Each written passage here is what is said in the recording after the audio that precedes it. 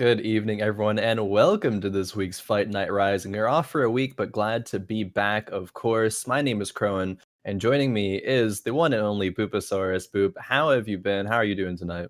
I've been watching you on Worlds, man. I've been feeling good. Those games are nuts. There's some crazy plays going on, but Oh, just yeah. because we had Worlds this morning doesn't mean we don't have some hype stuff coming up tonight for Fight Night Rising, because we have a pretty good lobby today with some. It's been 2 weeks with some players returning. That was actually, in my opinion, quite impressive. Oh yeah, definitely. I mean, this is kind of where a lot of competitors, start out on their run to say like get to the world championships, right? This is where that competition really solidifies itself in the minds of a lot of competitors, and especially in Noster, who's going to be a five-time returning player at this point. But speaking of Noster, let's introduce the other players in the lobby as well. Joining him, it's going to be also returning Koalaesbelto, aka Koala, I believe, and Sirblackp also returning. But we have some new players as well. We have Premier Andross, we have Chewy Lan, QB Knight, Jammalz, and Melisma. Yeah, melisma. What does that mean? That means It's something. the little legend, right? The Melisma. Oh yeah, That is I was like, where yeah. have I seen this word before? This top three coming back from last week is who was impressive to me, Oh yeah. particularly Sirblackp, which I'm sure everyone is getting a little giggle in right now. Get them out. But something that was really interesting is Noster and Sir Black have pretty different play styles. At least they showed last week. So I'm excited to see how, after watching Worlds, after seeing what's going on there, how people are going to approach these lobbies, because the scoring system is different, and you might want to choose different comps based off of like where you're at. Fight Night Rising does tend to like your first or eighth comps. It really does. In fact, a lot of players generally going towards that play style. But with that, you're gonna go first or eighth. But first is where all the money is going to be, of course, as we check out the rising prize pool. $100 for first, but that's not all. There still is money for the rest of the top four, right? Second place, $50. Third and fourth getting 25. But you really want to be aiming for that top three, because those are the players that will be invited back for next week of competition. And talking quickly about the rest of the top three from last week, Noster, Sirblackp, and Koala. As you mentioned, they were super impressive stuff. But Hmm. just a couple weeks ago, there was some new faces there, and we have a lot of new faces once again here tonight. So it's always exciting to speculate the prospect of one of these players really coming out and impressing, and really seeing what they can bring to the TFT competitive space. As that's what I'm definitely going to be looking at here tonight.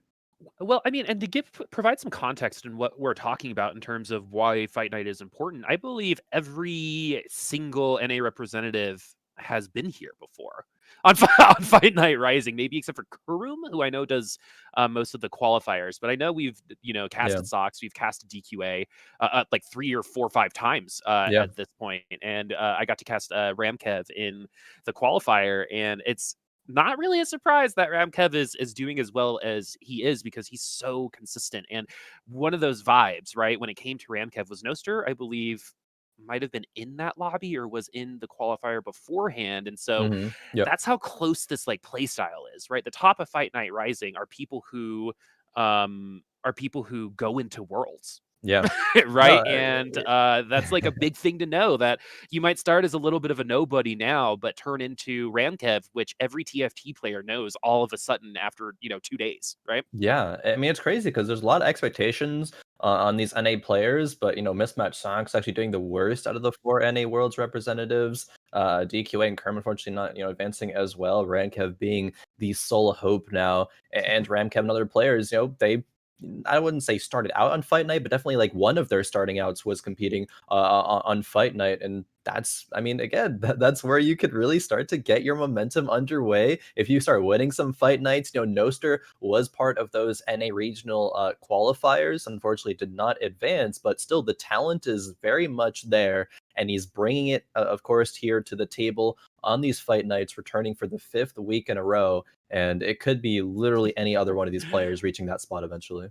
Yeah, if for all you hipsters out there in the TFT world, Fight Night is where you can be like, I saw this coming. Yeah, Right? exactly. Like I remember him on his, or I remember them or her on one of their Fight Night Risings, and now that they're here, right? We've seen a Yeah. lot of people go from fight night to qualifiers, right? Hobos, Mhm. Numano, a couple people that, you know, have traveled through the convergence of Fight Night Rising. But what's really, really cool about this is, one, we've got the worlds going on. Two, set 5 is coming up. So these are going to be some of the last Fight Night Risings on this particular set, which is Yeah. exciting because what tends to happen at the end of a set is lobbies get really, really close. You've probably seen that in your ladder games, actually. It's people Oh, yeah. are they kind of just know everything. All the information's out there. It's been so long, so the percentages are all really well known with these high level players, and so the games are going longer because they know, okay, I need to do this to win at 3-2 by making this decision at 2-3, right? Yeah. More people know more information, and that's why it can be really tough here at the end, and why I expect a pretty close game because they're all working with the same amount of information at this point. Definitely. It's not like I would go as far as to say the meta is solved at this point, but it's definitely going to be more well known than, at the beginning of a major patch or beginning of a set. People are really going to know how to push their limits to the farthest that they can. And I think a great example to bring up is Fortune. A lot of people, used Fortune pretty, hit or miss, I suppose, points early on when Fortune was introduced, but now people know exactly what you want to go for. You know exactly how to push it to its limit. You can still open fort, cash out at that 6, 7, or 9 cash out, and be able to translate that into a victory. So, definitely going to be a lot stronger recognition of this patch as we do, of course, reach the near the end of set 4 fates. But on board now in game number 1 with Noster 11. Once again, Noster being the returning champion and 5-week returner, is offered a Dragon Soul brand in the shop, but does not opt to take it. Instead, goes for the couple of duelist route here. Not really wanting to get trapped into the early Dragon Soul mage route. They did have a Tristana, and they could have picked both of those up to get the Dragon Soul buff online, but just not opting for that route. Yeah, we actually keep Fortune open with the pop on the Katarina, and Yeah. so it's so funny that you said that you don't want to get trapped in Dragon Soul because I'm a professional at getting trapped into Dragon Soul. Actually, and I love playing Dragon Soul, so it's a little bit self brought. So seeing that he passed that brand shows you the intention is to keep it open, right? And I think duelists can be actually a little flexible in the early game, but you can also get trapped based off of committing items a little too early with this comp. Yeah. Um, people kind of fall into duelists or accidentally find themselves with the Yasuo 3 sometimes, even though it's still not the best comp in the world, but can top 4. So if we're going to see some hyper rolling, if we're going to see a lot of money get spent, it's probably going to be on the duelist. But we've already gotten a tier 2 Wukong instead, so we're already kind of moving out of that with the divines here. Yeah, not only getting the tier 2 Wukong, but also pre-leveling to 4. A lot of players are making that decision now. Nowadays, it's going to give you a better chance to roll a, say 2 cost chosen instead of a 1 cost chosen. And just, make your next roll is going to be giving you higher percentages to roll that fortune. We see 2 fortune units on the bench for Noster right now between Katarina and Tom Kench. And that would be a great route right now because look at the item bench, right? It's 2 gloves, and that is not a lot of direction. Maybe once you get there, say a rod or a sword, you start to get some direction online. But slamming a thieves gloves, sure, some players may do that, but again, you're really not going to know what you want to end up with, at the end of the game. So Noster is going to win that round, even without a chosen, without any items, and start to hopefully go on a win streak. Having 2 gloves at the start of the game, you might as well just not have any items, to be honest with you, Yeah. right? Because you're not going to use them, right? Until you get a sword or a rod or a QSS, Yeah. for example. So also, the gloves Ooh. are arguably one of the more flexible item components, as we do get our fortune gamers in, and we're just gonna. This is where you'll actually see players like put in conforming units when it comes to synergy, so they can make sure that they lose streak, right? They'll put a Yeah. Yasuo next to somebody, but this time we're going to let the Wukong take out a couple units, and we'll see if that's going to work, because Fortune's not about just losing every round, it's losing well every round. Yeah, and I mean, I think as well, you can add on fortune win streaking. Actually, you can still build a lead with that. You don't have to take fortune to lose. You still, with winning every single round, will get about 2 to 3 gold there. But of course, going up against this cultist chosen Vladimir, or at least chosen Vladimir, out from Sirblackp. On the other hand, that's going to destroy Noster, bring him down to 92 HP, and as you were mentioning, Boop, start that fortune loss streak. And Cultist is the early game comp, right? Right now, when it comes to if you want to win streak early on, it's an extra unit and it's not mega item dependent, which is kind of nice. As Premier Andross, also the name of one of my favorite DJs, Andross, highly recommend. He does. He has a whole album of Diddy Kong music that he remixed from Diddy That's Kong sick. Racing. Yeah, so highly recommend. But the player Andross is in last place right now, playing Fortune Without Fortune, which is lose streaking the old-fashioned way. And we might see it happen because if there's a vulnerable, tier 2 unit that isn't going to really carry your team to win, it's that singular TF there, especially without a mage buff. Yeah, and I mean, looking at the rest of the board as well, right? There's no chosen. The items are not great as well. Another player now is running into Sirblackp. Sirblackp surely going to go on a win streak right now. This Vladimir cannot be contested by literally any unit. But going back to the items, right? There's going to be a chain vest, a glove, and a cloak. Maybe you want some of those item combinations later on into the game, so like a Shroud or a Quicksilver, but they're not going to want to be your slams in the early game here. And with that, Andross takes another big hit, drops below 80 HP before the stage 2 carousel. Not a great start to the game, but we can see from that pre-level that Andross just did that he's going to want to go to level 5, of course, will naturally do so once this carousel phase is over, and going to look to turn that around into a win streak. Okay, so we also picked up the tier, which is going to turn into a potential party hat. So we can actually get that cloak onto something. We don't need the QSS right now. The CC units, like the Orns, the Sejuanis, all come out a little bit later. You're really only going to be seeing things like Pike in the early game, a riposte here and there when it comes to heavy CC. And so the QSS just isn't as valuable right now. Yeah. I like the party hat pick when you don't really have anything and you want to try to win around. That could be a way to either lose by less units or kind of rip around from somebody. Is we have a potential tier 2 Elise, but where is this going to go, right? It's going to be a Gargoyle Stone Plate. Oh.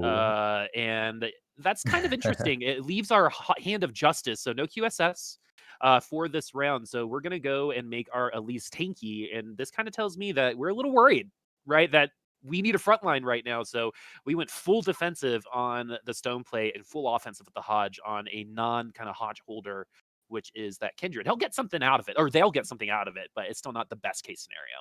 Yeah, not the best case scenario seems to be the story here for Andross. I mean, not winning this round means that you have to sell the Maokai to make 10 gold. I think the Stone Plate is a bit of an, I suppose, overreaction to say needing a frontline, but also selling the Tahm Kench so the Brawler frontline isn't quite there anymore. The Elise is very tanky now with this Stone Plate, and it actually might be a reason why Andross wins this round. So maybe I'm giving a bit of disservice to what Gargoyle Stone Plate actually brings to the table here, because with this, Sir Andross, it stabilizes, or Premier Andross. You didn't think it was going to happen. I really didn't, honestly.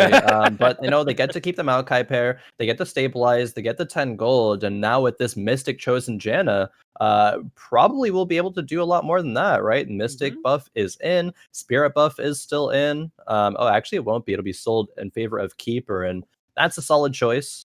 Also can sell the Maokais for the Kindred here. This has shaped up. I suppose I really hesitate to think of what Gargoyle Stone Plate will do later on into the game. The impact is, of course, there right now to stabilize, but is that going to be enough? Is to say saving that for a Guardian's Angel or a Quicksilver or some other item of the sort down the line. And Gargoyle Stone Plate can actually struggle against sharpshooters because the rebound damage is going to be a little bit more heavy on the Stone Plate than when people are attacking her directly, but it's gonna work out. I mean, there's nothing more annoying than Elise staying alive and getting that mana reave on people. It doesn't seem like that impactful of a ability, but it can win you around, and it has been helping Andross so far. But the other issue with Andross is we do not have money. For example, Andross has 15 gold, and we have koalaesbelto right now, who, if you remember, played a 6 assassin comp to second place on the first lobby last time, and could actually happen this time again. We're still at level 4, so we're still looking for our Dianas, is what it's looking like. So at 3-2, let's expect a roll down, most likely. Yeah, definitely. Actually getting word from the admins, that the 4 players in this game are running Fortune. So that's going to be really exciting because when those Fortune players start to match up, one of the win streaks or one of the loss streaks, excuse me, will get broken very early, and Oh it no, seems I like won. who can lose harder, right? Is really going to be the story of those games. We'll have to check out what those Fortune players are That's hilarious. doing in just a little bit, but for now, as you mentioned, we're on board with Koala, and Koala very much going that spirit sharpshooter play style. You mentioned the assassins last week, and players are definitely starting to adapt to more spirit compositions, Spirit Assassins being one of the fantastic ones, but no Tristana items as of right now. In fact, it will just be a Locket, which is, of course, amazing for the Diana, and a Zeeks for the Nidalee here, but really have to start getting some. Oh, okay. Some Tristana items online, but even a Chalice on the Nidalee, meaning it's going to be harder to get, say, a Hand of Justice online for the Tristana now. And we're just running sharpshooters, so we don't even have that dragon buff to rip through some of these bigger units on Melisma's side. So Melisma might actually take down a good amount of units here and could actually win the round. Nope, it's going to be the Diana that's going to take down the rest of the unit. So the Fortune player is going to get best case scenario here. Well, maybe not. This Tom Kench is pretty tanky. Is going to get there. Wanted to make it a little exciting for y'all as Melisma does keep lose streaking. It's so funny because this sharpshooter comp would not be in third place if half the lobby wasn't playing Fortune. Yep. Exactly, right? This composition wants to tank HP early, and Aegon really being the cementing player to bring this playstyle into the forefront of the meta. Traditionally drops to like 30 HP, like well before anybody else, but then like power spikes really turns it online. But Koala is actually an interesting spot where they can keep winning. They can preserve HP and get their power spike online, which means this composition can maybe even go level 9 later on into the game and power spike from that into a victory. So Koala Mhm. going to be in a super good spot just because of how the lobby is already playing out. And one of my favorite parts about Koala is I feel he obviously just loves the game, has so much fun playing. I look at that smile, and sometimes TFT it can be hard to smile. Sometimes it can get in your head, and so it's nice and Yeah. refreshing. I know that doesn't really mean anything in terms of a gameplay, but it's nice to see that kind of passion shine through, and it should help. It should help Koala little in terms of the lobby. But we've got Sirblackp at 100 HP, almost 20 HP over Chewy, which again, this is just gonna be a weird lobby because of what comps people are playing. Those Fortune comps are Ooh. going to really matter. Noster is going to cash out. I don't know if this is going to be the first of the cash outs for the Fortunes, but these are some pretty solid items. Yeah, some solid items. I want to say that was probably like a Fortune 4 or 5 lost rate cash out. Maybe it was 6. It depends on exactly. No, I think it was actually exactly 5. Noster did not have Fortune for 2-1, if I remember correctly, Yep. but probably had it for every single round after that. Yeah, we're getting word that it was exactly 5, so good on me to, I guess, remember that, but also good confirmation as well. Thank you very much. Slayer is on board here, and a Shyvana too right now. That's going to be really strong when it comes to early stage 3, and not making Shyvana items, though, just Shyvana holding the items for now. Going to be that GAIE, and now a bow to be the cherry on top there. And Andross is finally going to fall once more, and the Elise is already starting to peter out, right? Like that Gargoyle Stone Plate's good for 3 rounds there at the beginning, but once we have more units that just do more damage, Elise cannot take it. But Moster is going to cash out and then pick first on the carousel. That's a good feeling when you're playing Yeah. Fortune, that's for sure. Definitely get to cash out, get the power spike, start winning, and pick first on carousel. Getting the vest in the form of a 4-cost Aatrox, maybe even going to run that unit. Aatrox being one of the very good frontliners in this meta. The pull, just from his ultimate ability, is going to be able to keep a lot of these carries that like to sit in the corners in check. Loving that stuff, and it pairs super well with the Sejuani that Noster already has on the board as well. So gonna have to see if that will actually go onto the board or if he'll sell it because there's, I suppose, there's going to be some arguments for both. We'll sell it, however. Are we gonna build the Hurricane? Oh, it's gonna be a Titan's Resolve. Okay. So, i.e., Titan's Resolve is a standard combo, which means that every auto attack is going to stack the Titan's Resolve along Yep. with the crits that hit you. So don't ever build Bramble and Titans on the same person, by the way. Um, Yeah, and so QB now is running that 3 fortune still. We're at 58 HP, 5 loss streak. So if we want a similar result as Noster, now is going to be the time to cash out. As we look over at Melisma, once again with Hurricane on the Shyvana, that's a little bit more of a traditional item. We also have a Mage Cap on Darius, which is pretty funny. Yeah, so it's very interesting to see QB's board here and the shop, right? The shop features a Katarina who is a fortune unit. It is an assassin chosen. Um, but it still would be good to cash out if that's really the goal that QB has right now. And I think that QB very much so wanted to cash out, right? Because they leveled to 7, they rolled down a lot, they slammed some items, but now being presented with the fortune chosen Annie, I mean, you run that for at least one round. Yeah, you got to. Sorry for the cotton on the microphone, everybody. But the I was just like, oh, man, fortune chosens to me are like if are the thing that's gonna get me out of this game, man. I tried a little experiment where I ran Fortune 6 I forced Fortune 6 every comp and I lost like 150 LP. But I still had fun doing it.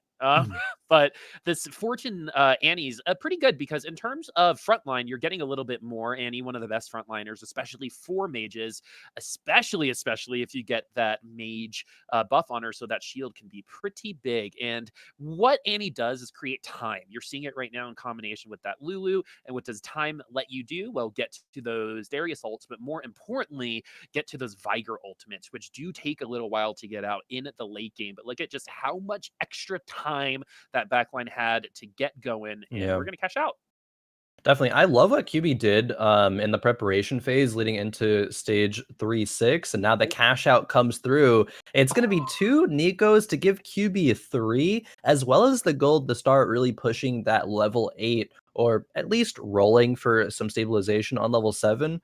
QB, of course, going out of the fortune now. We've cashed out. We can ditch that package. But going back to what QB did on the board, right? It was going to be picking up that chosen fortune Annie, getting the Recon 2, as well as putting in the Kennen as opposed to any other frontliner to get that keeper buff online, everything coming together to allow QB to end up winning that. And items do start coming through. There's going to be the bow now on the item bench as well, a couple rods, and a keeper chosen Kennen now. I think QB's tempted to roll past it, and he does. Zed chosen, but that's not going to be what you want. What is he going to end up landing on is really the question right now. So when you get 3 Nikos, you start sometimes thinking about too many possibilities, or that 5 cost Yeah. unit you're gonna get and you're gonna slam, right? And you get a little excited. Oh, I don't need the Kennen because I've got these 3 Nikos, right? We also don't have good Kennen items. But the moral of the story here is that if QB wanted to win this round, he would have picked up that Kennen. So we're Yeah. still okay with losing out. We have just a naked mage comp, which is one without a chosen, as this Elise is starting to fall off, as you can see, because I do think QB has probably one of the weaker comps in the game right now, based just on what decisions QB has made. Not forever because of those Nikos, right? There is an argument to Nikos, something like a Sejuani to get that front line going, or you're just hoping to hit something like the Swain to double Nikos as we go to Jammalz now. Yeah, another fortune cash out. This one was not massive. Got a bit of gold, probably around the 8 to 10 gold range, it looked like there, as well as the sword. But having a respectable board right now, a Callista cultist chosen, giving 3 cultists, just having the GA and RFC and QSS that really leans into probably wanting a Kale composition later on. And we've seen Kale here on Fight Nights in the past traditionally not do super well, but I think with perhaps, all the attention onto Worlds and seeing Kale actually do pretty well there, players maybe have a bit more insight of how to run that to great effectiveness, because I think Kale's actually one of the harder compositions to run right now. For sure. It's gonna, it's gonna take a lot to, get into that composition while still being strong. There's a lot of niche positioning, I think, things honestly with Kale comp as well. You can position her Hmm. in the middle of the board if you have RFC sometimes, dodge the assassins that jump into the corner. But I suppose also in just how you really get your comp online, because you can run 2 Vanguard frontline, you can run Adepts, you can run a lot of Divines. It really just depends on what you find there. And it looks like Jammal will be selling that Kindred will be rolling on level 8 and finds a sharpshooter Sivir. No Kales. Oh, wait, actually, excuse me, 1 Kale right now, and Lee Sin to go in with it. So that direction is going to be realized. I'm sorry, I only laugh because, like, how many Kale players have gone through that experience where you roll Yeah. down, you get 1? Right, and then you just have to deal with it for the rest of the round because I like watching Kale too. Kale and Asol kind of have this really cool viewing experience where it's like you wait, you stare, and you just, all right, ramp up. I gotta see you ramp up, right? I gotta extend this. I gotta extend this round because the second you get to me, look at how little damage is actually happening on that Elise. Gargoyle Stone Play is Yeah. starting to look like a little bit of a kind of a 1v1 kind of item against some of these players, but I think in general, what Jammalz needs to do now is find that direction. He has all the units, but none of the chosens to go along with this particular comp. So the item that he's going to pick is going to go along with the GA potentially, and so he's still deciding. And he's going to get that Yeah. cloak, and so we call that being dizzy, Crow, and a little dizzy there. A little dizzy is gonna opt for the glove instead of maybe the bow. I think there's a couple options for the Kale, right? There's gonna be a Hand of Justice, or it's going to be a Ginsu's Rage Blade, but it looks like Hand of Justice will end up being the decision there. And looking back at Koala again here, we recognize the fact that Koala is going to be a lot stronger in this lobby, be able to preserve a lot more HP because of all the Fortune players trying the loss streak. And yeah, Koala's in first place right now, has hit the Tristana 3, doesn't need to hit the Diana 3. That ship has already sailed, leveling up to 7, of course, running 4 Spirit Force sharpshooters. Koala is in a fantastic position here. I think this comp is fun to run as well. The sharpshooter and spirit combination just works so well together. But as you can see here, the front line actually jumps into the back line when it comes to that Diana. There is no front line. So it's all about getting the damage in and getting that. Honestly, I think that Teemo ult is the first like really important ult to start things off because sharpshooters always look like they're Oh, losing. that is As a a Swain yeah, this is 2 mage. after the three Nikos.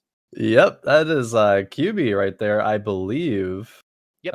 With yeah, the 3 Nico is meaning you get a mage Swain 2 online. Like that is a game-winning unit right there, Boop. That is crazy. I That's awesome. I love seeing those kind of units and to come in at 4-6 Yeah. with best in slot items on the Swain. Not only are you going to get the Warmogs, but you're going to get the double cast. I mean, it is going to be the tankiest person in the lobby, and Swain's one of those units that can run away with the lobby if no one can challenge it, right? These Slayers. And I think what it's going to also do is force maybe some Morellos or some Grievous Wounds to help cut through some of that HP because the Swain's going to win a 1v1. If not, Sirblackp is trying to get going here with this 4 Vanguard comp, and it's not really helping. We've actually been seeing a lot of Dariuses in this lobby so far.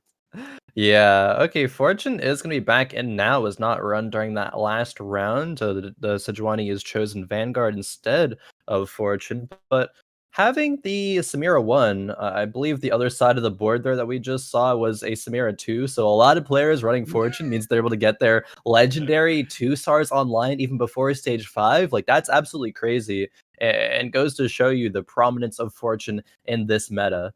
Sirblackp is Mhm. 1 Olaf away from Olaf 2, 2 Samiras away from upgrading that. Oh, 1 Nico coming through here, though. That is huge. Nico's all around for pretty much everybody, it seems.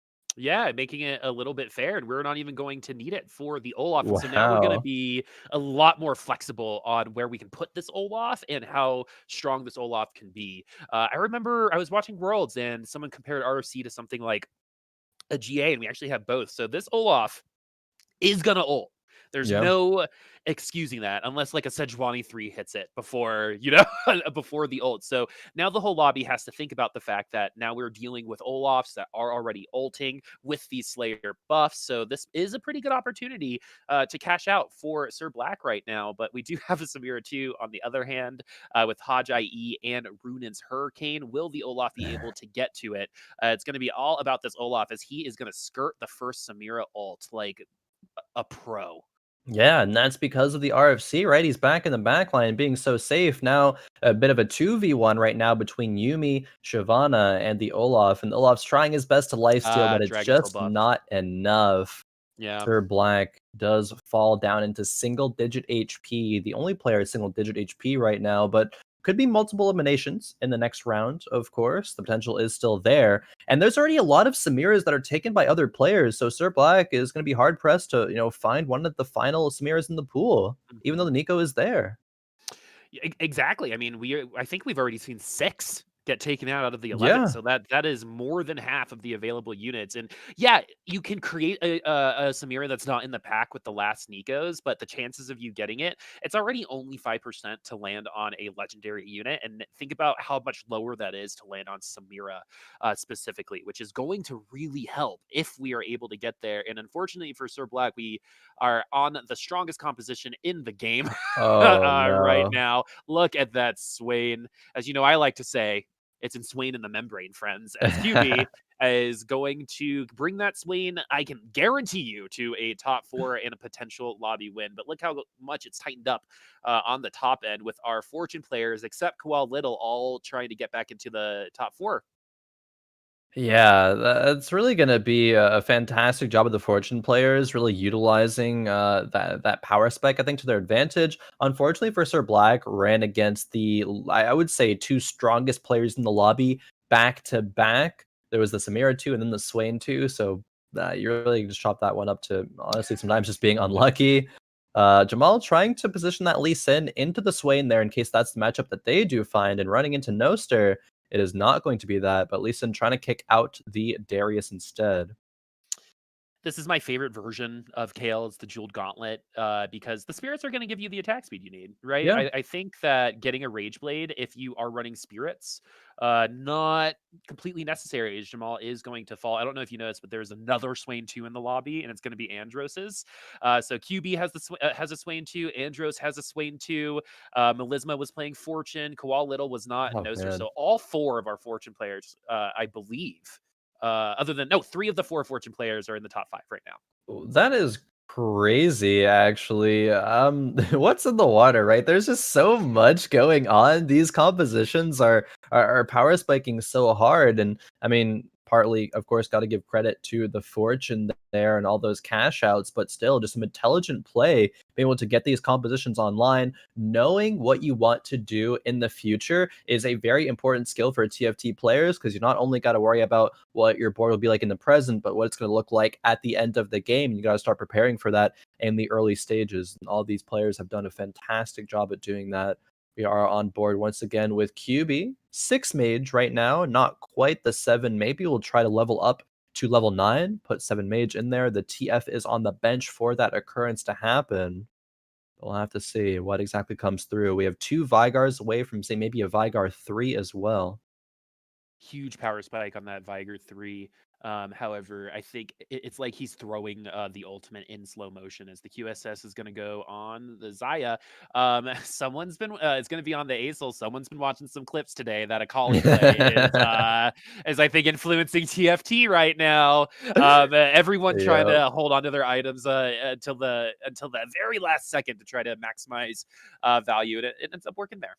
Yeah, people are used to doing that, say with Shroud and Zephyr, right? Waiting until the round's about to start to put those on, but you can still influence the round as it's going on if you have, say, Trap Claw or even like a Redemption that's been done before as well. Put it on the unit that's about to die, the rest of the team Yep. heals, Trap Claw, putting the unit that's about to get hit by a massive spell by a carry, and you can stun it out. So definitely that clip has circulated with some popularity, and there's a reason for it, right? It was an amazing play, and players are definitely taking notes on that one.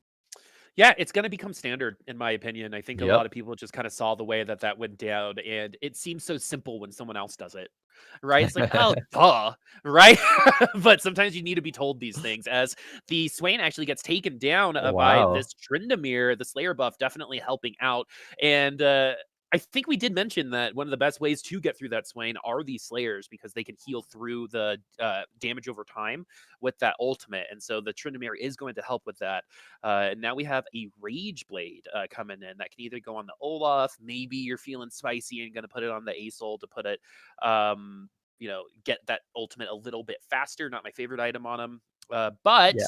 what's exciting about where QB is right now is no one on the board right now is going to get eliminated in one fight. Oh, sorry, except for Andross, right? So the top 3 have a little bit of extra time to run with. Andross has got to set the tempo right now in terms of surviving here. They've got to take some HP away from the other opponents, which is going to be hard because they all cashed out. Every Fortune player cashed out. Every Fortune player cashed out, and that gave them a massive power spike. But now, how can we get that to the strongest point right now? Because, I mean, as we see on board with QB, the option for a lot of 3 stars is there. We are 3 Zayas away, with Nico, 2 Vigars away. The Rage Blade actually does end up going on the Zaya, and I think there was a bit of an argument for, I think, the top 2 being Zaya or Aurelion Sol there. It's going to give Aurelion Sol a bit more damage, going to give Aurelion Sol a faster time to cast, but going now up against Koala, this Aurelion Sol is going to cast in Tristana, but the only magic resistance from that Quicksilver actually is the difference maker. Andross goes down in 4th, and we're down to our top 3. The level up comes through. The Zillion 2 is now on the field as well. That's a massive power spike for QB. Gonna pick up the Swain to block it from some other people potentially, which is interesting. The Swain 2s are all already here. We have a Darius 3 from Noster 11, a legitimate Space Jam opportunity there. Some good items on the Tryndamere. I love IE on Tryndamere. But the interesting thing about the board that we're seeing right now is it's kind of taking best on board a little, or the last board that we were on, a little too literally. That Olaf, I don't know if you noticed, was naked. There had no synergies with it. So we're kind of just trying to survive. And the fact that we're still here in the top 3 kind of just goes to show how not traditional this lobby has been, as the Sivir and the Tristana are going to be best of friends, do a little bit of a dance party together. I can't wait to dance with my friends after everyone gets vaccinated. Just saying, I really miss it. I've been dancing like by myself most days, and so I'm excited to share that horror with all of you one day. That is a very, very appealing prospect. Dancing Bupasaurus one day. Hopefully, we can make that one happen. And hopefully, Noster can make the Tryndamere 3 happen as well, because that will be kind of the nail in that coffin there. I think when it comes to the rest of the lobby, they did lose to Koala's Ghost in that last round, but it was still very, very close. The Darius and the Tryndamere were alive pretty much until the end, but this round is going to feature Noster and QB. QB having that Swain, but it's kicked into the corner by Lee Sin, and Lee Sin kicks the Swain out. Darius and Tryndamere trying to find their way into the rest of the units, however. Wonderful positioning. That Lee Sin almost is required to kick that Swain out. If the Tryndamere is not going to be able to do it, we're going to end up winning that round and get into the late stage after this carousel in the lead. So Koala Little and QB could eliminate each other, and then it's going to be a top 2 is another mage hat actually from QB. So that 7th mage that is probably just like a really weak unit right now can just be someone else. Right, you can put it on a 5-cost unit. You can put it on someone who is already there. I believe QB's the one with the Zillion, right? And so we can even put it on the Zill. Mage Zillion is fantastic, and be able to cast the resurrection twice, of course, and that's going to be huge. Bringing all the players back from the grave. GA is such a powerful item that we see in the meta over a lot of players, and Zillion going to do just that with just his ability. Noster going through a lot of different decisions here. Going to want to roll for something else. Has running 8 out of 9 units right now. It's just going to be the Cho'Gath, and maybe to get a bit of that CC online. GA on the bench. It may go on to the Samira. It may go on to the Lee Sin. And of course, Lee Sin already having 2 other items. It's going to go on to that Lee. He finds his way to kick out the Diana. And the Tryndamere still just being Tryndamere 2, but it's going to be enough, but barely, to take out Koala in that round. Is it going to be a double elimination, Boop? It actually will be. The Sivir lives with a couple hundred HP. QB falls, and Noster takes lobby number 1 here on Fight Night Rising. In terms of power level, we are not going to get probably that high with like 5 people still in the lobby. Yeah. 2 tier 2 swains, one got 4th.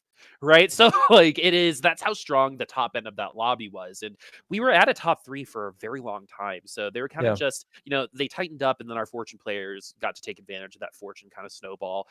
Because you can cash out and lose a couple rounds, but the momentum that you build from that cash out with those Nikos, for example, helps you get to those swains. And the one thing that I hope going into this next lobby is because that last lobby was so non-traditional. I think that's maybe why some decisions were a little interesting from some of our players. So maybe in the Yeah. next lobby, we've got one coming back, and it might be a more traditional kind of lobby because 4 people running a singular comp is not something that happens all the time.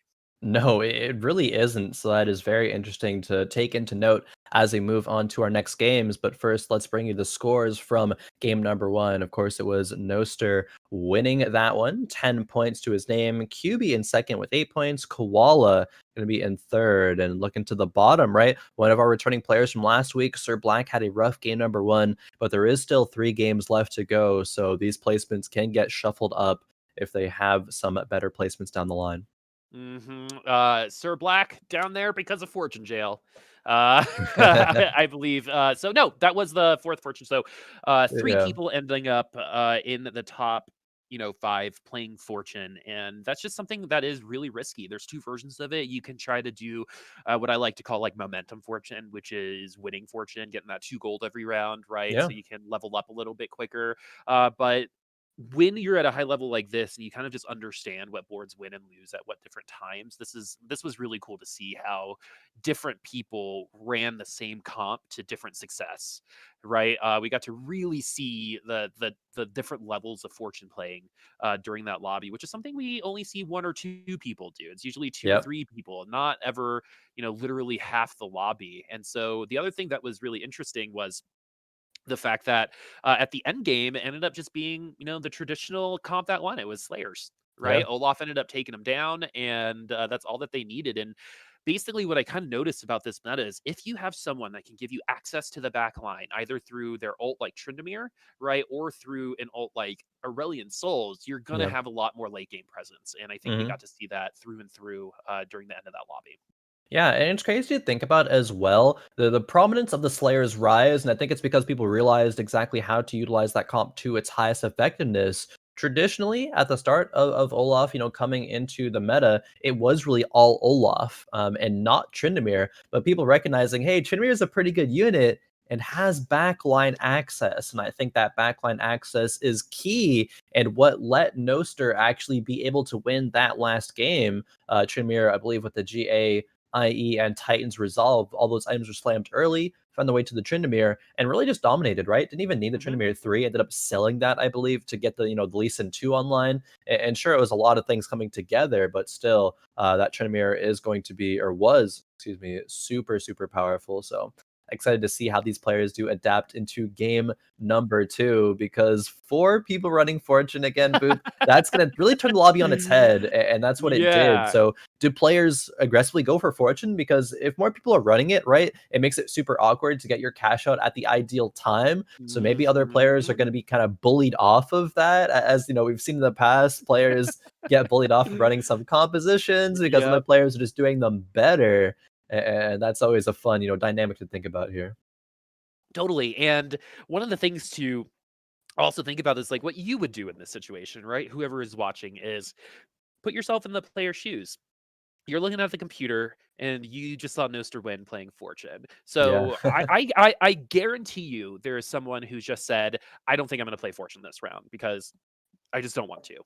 Yep. Right? It's like I might have gone into it a little bit differently, but seeing how this lobby has gone so far, I'm just going to do my own thing. And I think that's what Koal Little did during that particular round, and it ended up giving him a top 3. So a couple different ways to be successful in this particular kind of lobby. But I'm telling you that I would probably avoid it, and because I'm my mental is not very strong sometimes.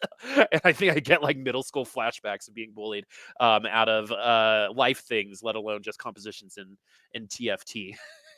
Yeah, I mean, a similar mindset could go a long way, right? If you're competing against players who have had a strong start, you're like, man, I don't want to try to do that. I don't want to be contested and just lose even harder. So I'm going to go a completely other direction. Hopefully it works out. But we'll see who will really hold their ground here.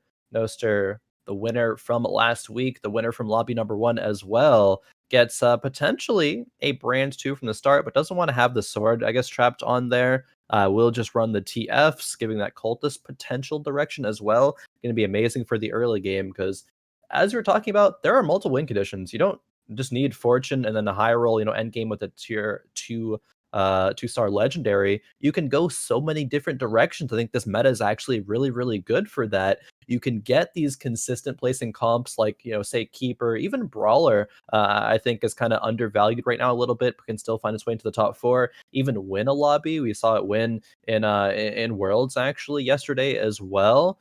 So a lot of different options for these players, and one of those options will be the Vanguard chosen Wukong for Noster, which he will pick up immediately, pair it with the Jax and the Braum, giving divine buff and another step closer to running maybe 4 Vanguard.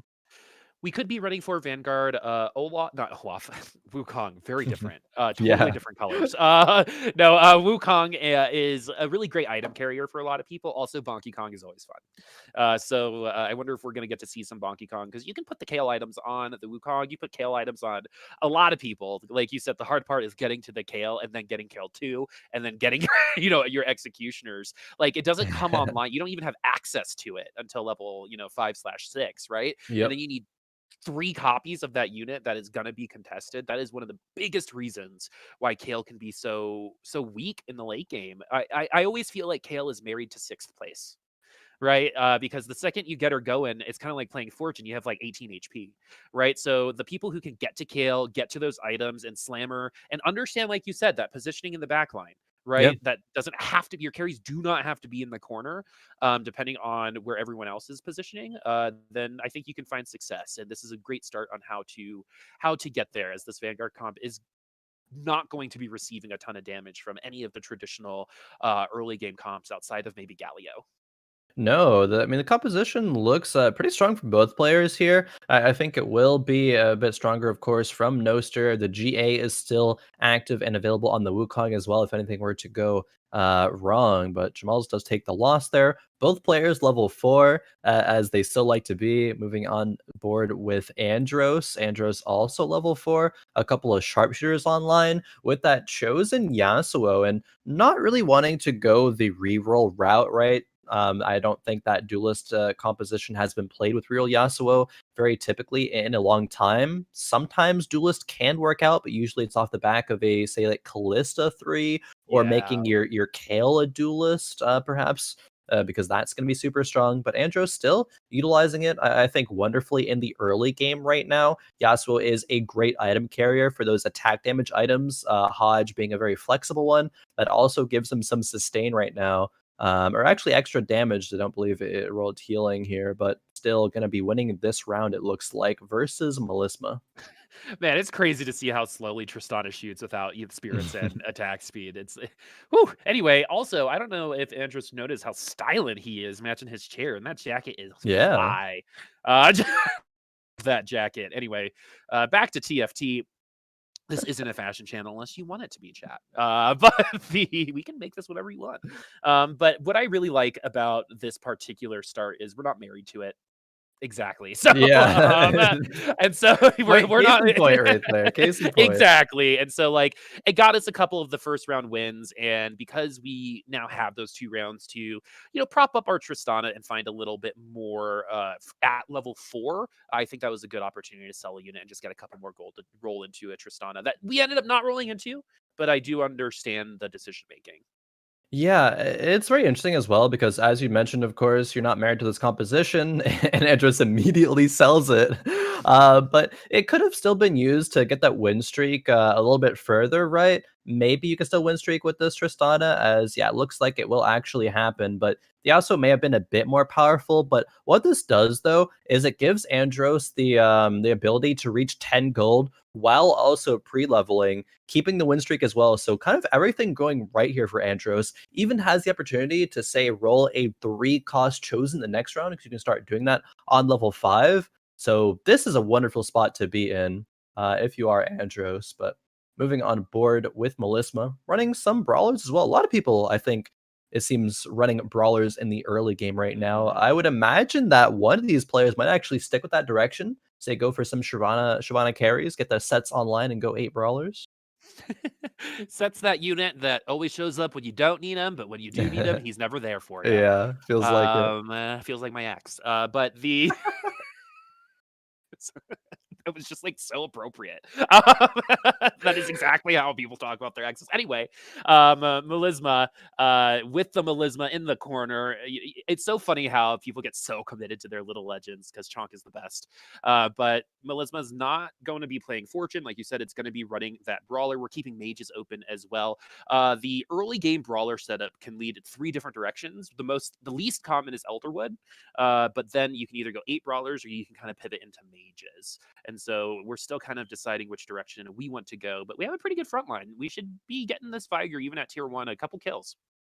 Yeah, definitely. I'm still trying to process, man. You're killing me with the one-liners. They really just get me every single time, man. It's That was crazy. particularly good. I'm not gonna lie. It really was. That's up to you on that one. For Melisma, they do have the Jewel Gauntlet on the Veigar, probably looking for a mage route, of course, having 3 mage online with Veigar, Lulu, and Brand. A solid frontline with the Brawler, Chosen Maokai, and, you know, keeping that phrase, you're not really married to that one as well. It's going to be pretty good at giving you a win streak in the early game, but once we get to maybe even as early as 3-2, right, a lot of players will sell their Chosen, roll for a better one, you know, roll for a 3-cost Chosen, and use that for a couple of rounds, let that bridge you the gap to level 7, then level 8. So loving that that option there for Melisma. We'll see if they actually end up going that route. And Melisma going to be on the bottom right of their screen as well. I love that. Melisma is actually, fun fact, my favorite little legend. So Oh, hopefully, really? yeah, I love Melisma. The aesthetic is actually so dope. I used that ever since it came out up until now, and you know, we'll continue to do so unless something else that looks dope I'm never gonna comes use out. anything other than Chonk. It's just I mean, that's that's it. fair. That's Yeah. fair. Yeah, I'm a chonky boy, as you can see. But going back to this round, something that I really like too is these early game Jarvans. Um, a lot of people, I think, undervalue again that backline access even in the early game. And without that Jarvan, that Viger might have gotten an extra ult off. For example, when we lose by a couple more units, we actually might win this. And so, liking the choice of the Jarvan is going to help with those keepers. But this Maokai, because it's chosen, Ooh. is going to race this TF2 and ultimate. Oh, Oh, okay.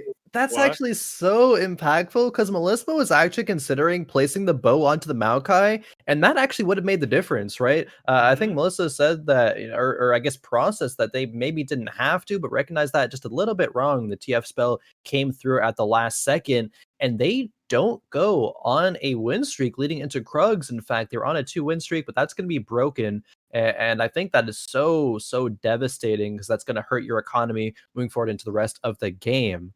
Sirblackp lost the first 4 rounds of this game, but has somehow already found 6 cultists in the end of stage 2. That is so powerful at this point in the game, and gonna be, I would assume, a strong factor in perhaps win streaking at the start of stage 3, or maybe even all of stage 3. Yeah, and now what's interesting is we have a lot of items that like can go together, like the Deathblade, for Yeah. example. But are secondary or tertiary choices, Mhm. right? I think Deathblade for Sivir can scale, and depending on where the rest of the lobby, if it's like a pretty squishy lobby or there's some free target dummies you can get some 10 attack damage on, Sand Soldiers, for example, this could be pretty helpful. But early on, we'll see how it holds up compared to some of the itemization that is in the rest of the lobby as we hit one of our more important rounds coming up, which is 3-2, where you'll see some people level and roll. Yeah, I don't think we'll see Sirblackp really roll down that much. They have their 6 cultists already online, and that's going to be the power spike that they want. I think it's really good to put GA and Deathblade there on the Sivers. She's going to be one of your main carries here. At level 6, you can put in the Sharpshooter to help her out as well. And this fight's actually going to be really close, but Sivir might end up taking it if she gets a couple more autos off. The GA Resurrection comes through. One more auto will do it. And that was actually just an item slam difference, right? If that Deathblade wasn't there, Sivir would have lost. Yep, totally. And so finds the value, right? Gets a little bit on the bargain bin. Look at those moves. Loving it. Do you listen to music when you play? I actually don't like to. And when I stream, right, I have music on just because it's background music for the stream because it's, I think, kind of awkward to have silence. But I actually like to be fully focused. I don't even process the music that listens when I do have it on. It's so funny how unique you ask that question to a lot of people what they think, because some Oh people are yeah. just anti-music. Some people are like, I can't play without it, right? Exactly. One of my old teammates said, Here's the Storm, like absolutely needed music every single time, in scrims, even on like stage competing, they would like it as well. But yeah, it's a funny little niche thing between everybody. Yeah. All right, here we go. Let's see how these sharpshooters do. Once again, we're starting to get into some tankier units. And again, sharpshooters always look like they're losing until they're not. And I think we actually might have that exact situation happening right now because of this Galio. Nice call on the GA, because usually GA is not something you build this early, but it seems like a lot of people have kind of thrown that idea away and have been using it as a slammable item in the 3-1 area. Yeah. 3-2 now, going into 3-3. Sirblackp, of course, didn't really roll down that last round, but just put in the sharpshooter with the Teemo. Found Pyke upgrade as well, being a fantastic cultist. That stun, really, Pyke is an amazing unit in all stages of the game, honestly. That CC the value can't really be understated at all.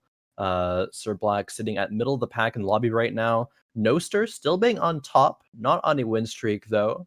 Chewy and Koala tied for 8th right now, 64 HP between them. There's a big separation, and I think it starts between 5th and 6th place there, coming from 82 with Melisma to the 68 of Jammalz. So gonna have to check in with how those players are able to come back as stage 3 does continue to progress. Stage 3 is one of the most impactful parts of the game. It sets up the late game for a lot of people. If you have a hard stage 3, or probably going to have a harder stage 4 Yeah. based off of where your economy and where your units are going to be going. Jammalz has been losing along with Chewy for a while, not playing Fortune. So like the assumption when you see this kind of point spread, especially at the bottom, is someone's playing Fortune, but that's not the case right now, as Jammalz is going to be playing 5 brawlers, so can't even get that 6th one in. Most of them are tier 1, and I didn't see a ton of items there either. So we're going to get the Negatron cloak to put on the Shyvana so we can get that Runins on there. Yeah, probably gonna go that direction. I mean, seeing 5 brawlers and nothing else on the board means that this is pretty committal, but it's, I think, committal in a weird circumstance, right? Nice. Wait, the glasses, Glasses. yeah. I was like, "Wait, what is" oh, okay, I see it now, I see it. Yo, that's sick. I Maybe this actually maybe this really is a like fashion that. show, Boop, after all. Maybe it is. I mean, like, this is like high fashion couture that we're seeing for, I mean, at least for TFT. At least for TFT, I love it. Right? When I feel like fashion was your hair before your haircut and my hair now. This is nice to finally get some support on the fashion realm of TFT. But yeah, Yeah. I'm like a fan of this, even though I think it might be a joke. You can make that work. That looks like an 80s superhero or Yeah. something. Right? Like Oh, he's gonna man. take his glasses off and there's gonna be a pair of shades underneath or something. Yeah, let's keep on going, there's just it keeps being more underneath and, underneath that as well. Yeah, exactly. It's Oh, like a man. magic trick Yeah, every single right? time. But we finally got our $6 in. We'll see if we're gonna be able to stabilize past 3-5. We're probably gonna there are a lot of Ooh. Oh my god, compositions that can Vi. beat us, but yeah, Vi with Chalice, huge. If you're able to get to that ultimate, especially since it gets rid of armor, it helps things like Shyvana a lot. But that must feel, it's the glasses. That's Yeah. not skill at all. It's the glasses. Wait, that was actually crazy. Vi punched exactly 3 times, AoE'd, I believe, at least 3 units every single time, and had that extra, spell power because of the Chalice to honestly just carry that fight almost like 1v6, it seemed like there. Vi the power of her being a chosen as well as just being a solid mid game unit. A lot of times players will, maybe not a lot of times, but sometimes players will opt to use Vi as an item carrier, because she will, like we just saw right there, do a lot of damage. Jammalz has, of course, gotten that 6 brawler power spike online. The next threshold there is the 8, but we do need the set and the Cho'Gath to get that going. But Koala going spirits once again, but it looks like they're going to be paired with assassins this time around, as opposed to the sharpshooters we saw last game. It's that "what year is it" meme. When it comes to Spirit Assassin, this was one of Yeah. the strongest, I think, release comps for the set, and assassins are slowly but surely coming back. If Kale is popular, Talon inevitably will be as well.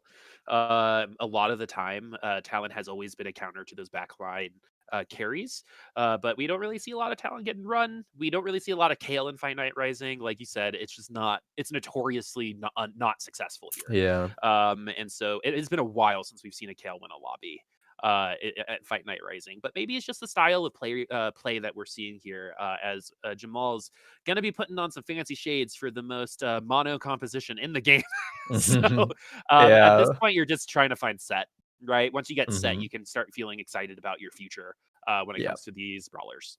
Fancy shades for a non-fancy comp here. In fact, a very straightforward composition. Okay, gets a gold orb, but that features an Aatrox and a Xayah. Maybe Xayah can go in to give the Elderwood buff. We do have 2 Nikos, or excuse Nice. me, 2 Nunus on the board, so one of those can go out, but it's gonna be Dragon Soul instead. I think that's fantastic, seeing as we now leveled up the Shyvana to that tier 2. Maybe gonna throw some more items on her as well. I mean, I think the fantastic items that you're gonna want are a Rage Blade, a Hodge, maybe a QSS as well, maybe another Runans, or okay, RFC and okay, so we just want Shyvana to be as powerful as she can be right now, and I think that decision comes with the knowledge of Jammalz being towards the bottom of the lobby. They don't really want to lose any other rounds. Brawlers is a great comp to get you into that top 4, but you can't do that with a huge HP deficit. In fact, you want to do that from an HP lead. With that in mind, though, still gonna lose this round to Noster Dang, 11. I'm actually surprised by how dominant Noster was there. Yeah. Because the Runins RFC Shyvana was a little exciting. There in the corner, it's a little bit of a budget Kale, or like budget Olaf in the back line, right? And I thought it would be able to take a couple more units off, but unfortunately that's not the case, as Chewy also trapped at 29 HP, not running Fortune. So no Fortune gamers in this lobby, coming from 4 Fortune gamers. So I think we got into that situation where everyone made the same decision on accident, Yep. right? Coming in here, everyone's like, there was 4 people. Other people are probably going to play Fortune, so I'm just going to leave it to be. And all 4 of them said the same thing. But one thing that I have been really excited about in terms of spatula items is that mage cap. So we do have a Shyvana with that mage cap on. We saw how strong Swain can be with that mage cap, and Shyvana can hold those items for Swain, as we actually do have a Talon right now from Chewy, but you're seeing exactly why Talon is so risky. Paper thin if Yep. unable to get things going, especially at tier 1. We actually just saw a really important positioning change there, from Jammalz, actually, because we saw Chewy go up against them. Jammalz had a previous round the Shyvana in the very back line, and both the other Dragon Souls in the front line, which means once they both die off, then Shyvana will get the Dragon Soul buff. But this time, wanting to go for Shyvana getting that buff early on to provide a lot of that damage, because Shyvana is going to be the only damage dealer there, and it worked out fantastic, at least into Chewy. And now with that, Chewy being down to 18 HP could actually fall before the Raptors round. Really needs to find some upgrades online. It looks like they're going to level to 8 after this round, really pushing their HP to the edge, because they could go within one-shot range before finding those upgrades. And that's not really where you want to be, but really risking it all here with this playstyle. Sorry. Yeah, what is Talon was Talon like, doing there? Talon was like, "Let me eat some electricity real quick," Yeah, and took him down. But we do have Healing Hodge, so it might not be over just yet. But Kennen yeah. is the assassin counter. Oh yeah. Has been since the beginning of time. in TFT, like for real. And it's showing up strong, especially against these Talon comps. It's very hard for Talon to win against keepers just by the inherent ability of what keepers are. Yeah. And so that Talon, though, is going to be good against things like Olaf, things like Kale, things that are especially vulnerable against burst damage. So those assassins, like if you're running assassins versus assassins, a lot of time the team with the stronger Talon is actually going to be the one that takes you down. Maybe a Kali, but yeah, very interesting. I wonder how far this Talon's going to go, because Talon's also a unit that a lot of people buy just because they need like a stronger unit in their comp, and they just go somewhere else with it.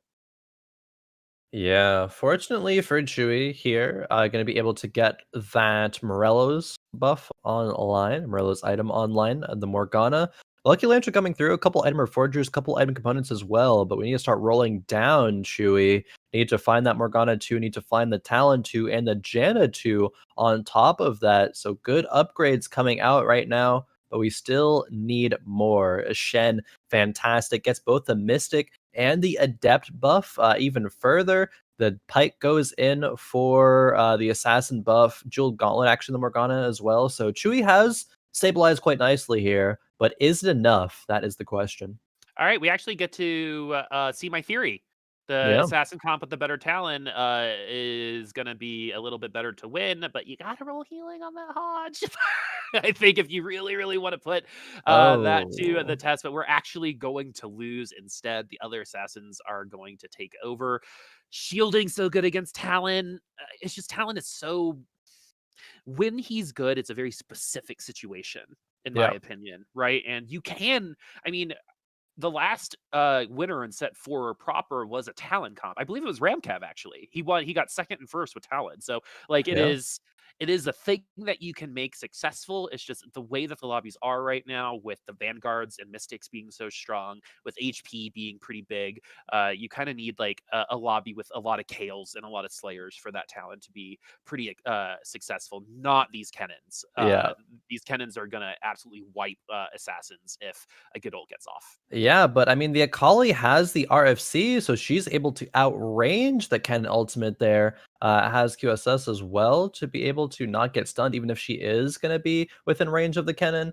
Koala staying on the win streak. Very, very powerful comp, scouting out the matchup as well, thankfully, between Melisma and Noster. Let's get that perspective as well as, yeah, that Mage Cap Shyvana there is very, very terrifying, especially at this point in the game. Unfortunately for Chewy, does even go out before the Raptors, right? It's so rough to see a roll down happen. You get a lot stronger and still end up losing afterwards, right? That's like a big, big, big feels bad. Koala, though, the 6 assassins, and as you said, better Talon wins. Turns out a Talon won with no items. Of course, Talon not being the main carry there. Stop It's gonna be exposing me. yeah, it's gonna be the Diana and the Akali instead, being those main damage dealers. And I mean, has the 2 spirits online. Maybe it can get up to the 4 spirit a bit later on. The spirits are on the bench. We get another Katarina coming through, as well as a couple more items. Where do these items go? Probably the Katarina, right? Is it like Hand of Justice? Okay, they could go on Talon as well. The Death Cap, however, could find its way onto either the Katarina or the Yumi, I would Or imagine. we can reforge one of the items, or both of them if you want. Yeah. A lot of times people try to reforge completed items, but that's just way too risky, in my opinion. Unless like you are in a 1v1 situation and you realize that like, hey, I'm not really facing mages and I have a Dragon's Claw, right? And so you can kind of pop that Dragon's Claw off and make something else out of it. But yeah, I think individual components are much better to reroll. Unfortunately, that is not the component you wanted. So you're going to complete it instead, get a completed item, and we're going to get a Oh. gargoyle stone plate instead.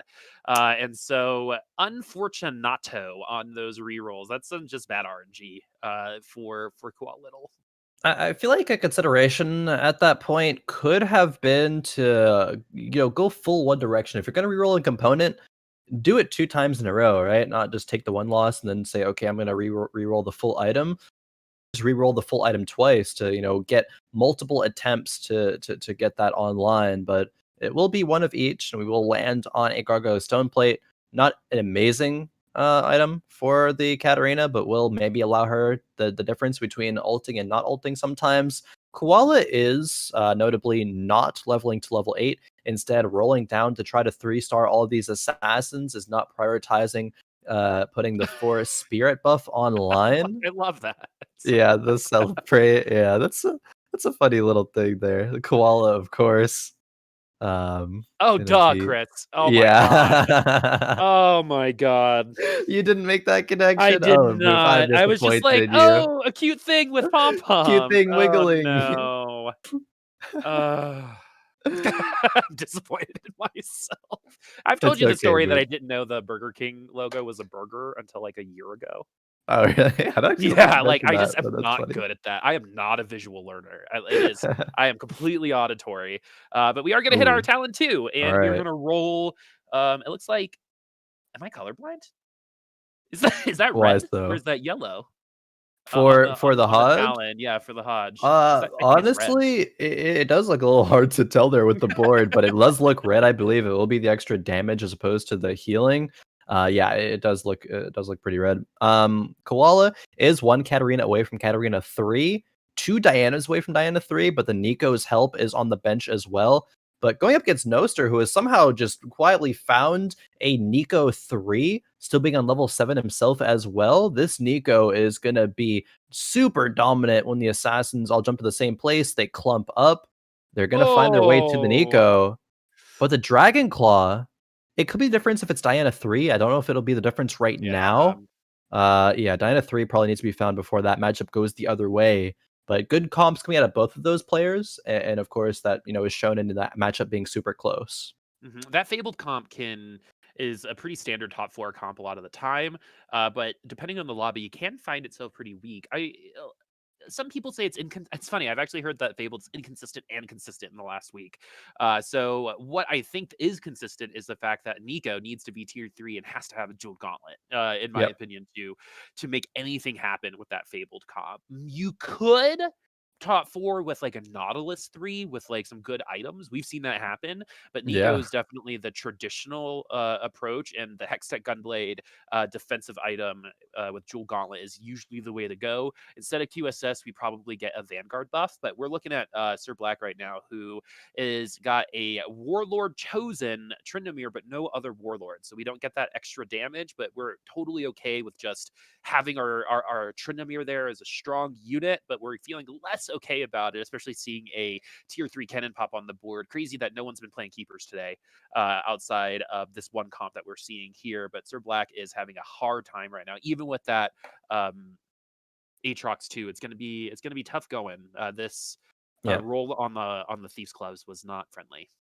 If that Warlord chosen was actually a Slayer chosen, or a Duelist chosen, that can open up the route to go a lot of other different directions. Instead, it will unfortunately be the Warlord, and that buff is not going to be utilized to any different effectiveness here. The Katarina 3 does come through for Koala, and that's a big reason why Sirblackp actually loses the round and does end up falling here. The Slayer composition, which is one that could win many lobbies in this meta, and I think is the statistical highest win rate right now, had the Olaf, had the Tryndamere online, but still fell to those assassins. Koala piloting that composition extremely well.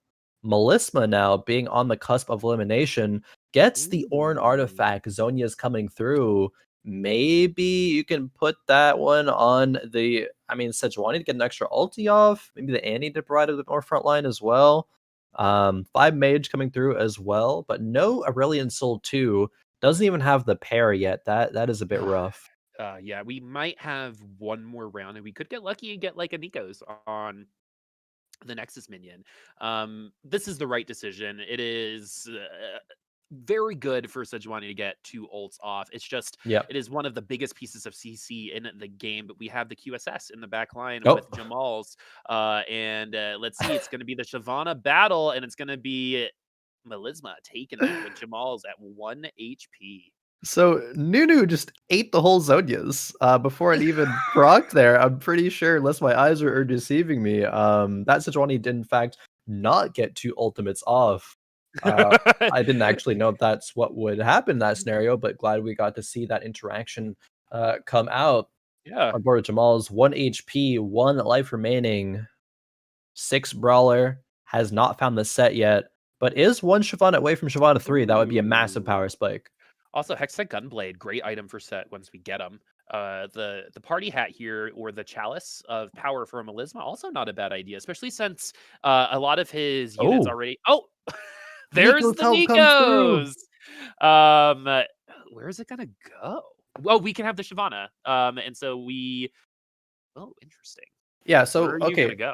couple options here. You could sell the Tom Kench, say screw 8 brawler, or you can just Nico the Shyvana, hope to win the round, and then pick up the Cho'Gath, or just lock the shop there.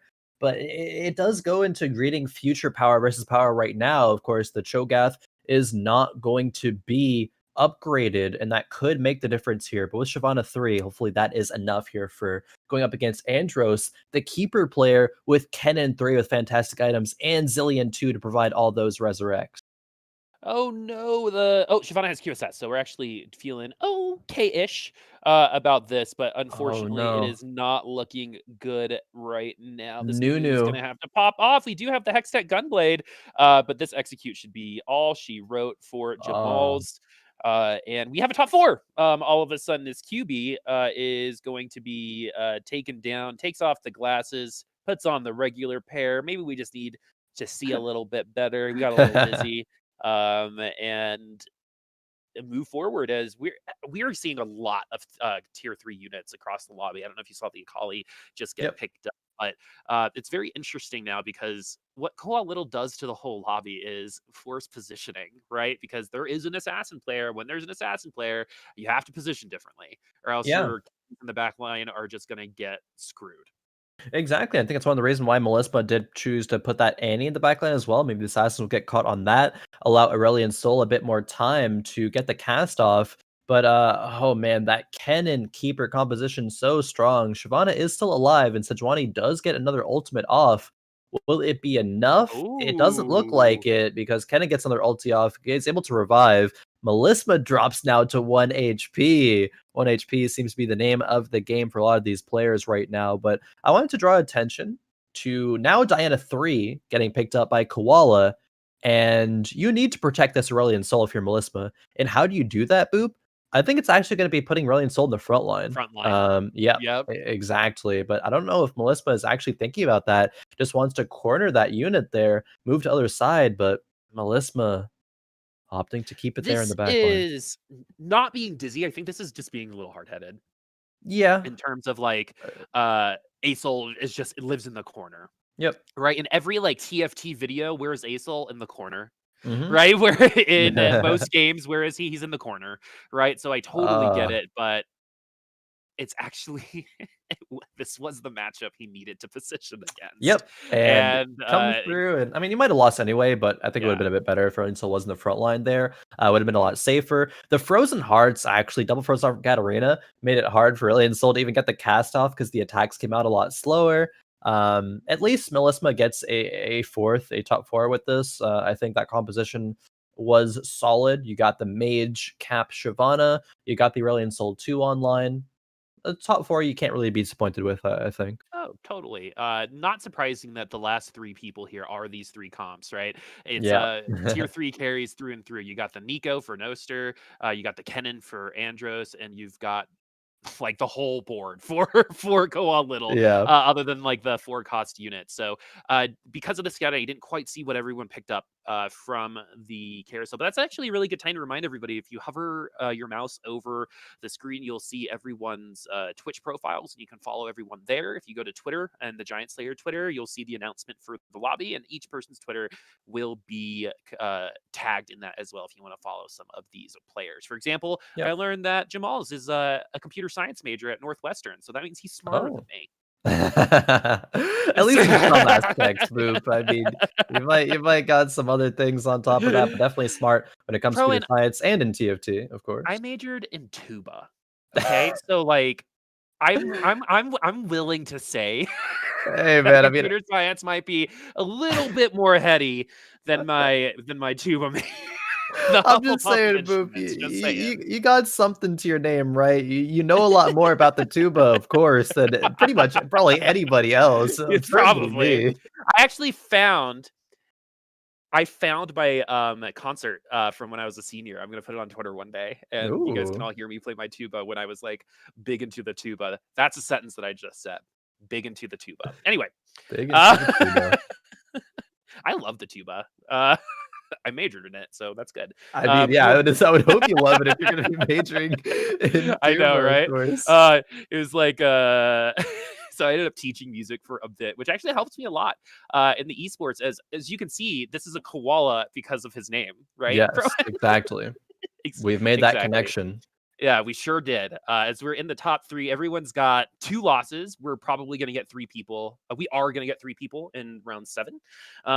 This Gargoyle Stone play is actually ending up being a clutch situation because if any other item combinations were there, it wouldn't be as good. But the fact that it's 2 frozen hearts Oh, is actually a pretty big deal. But man, Nico is Nico, right?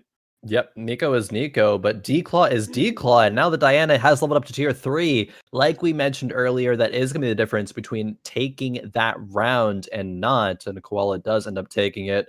Still, all of these players that have found themselves into the top 3 have gotten here with a lot of HP, right? Even moving on into stage 7 with 3 players, all of them potentially could have more than 1 life, right? If they only lose by 1 or 2 units, they aren't quite out.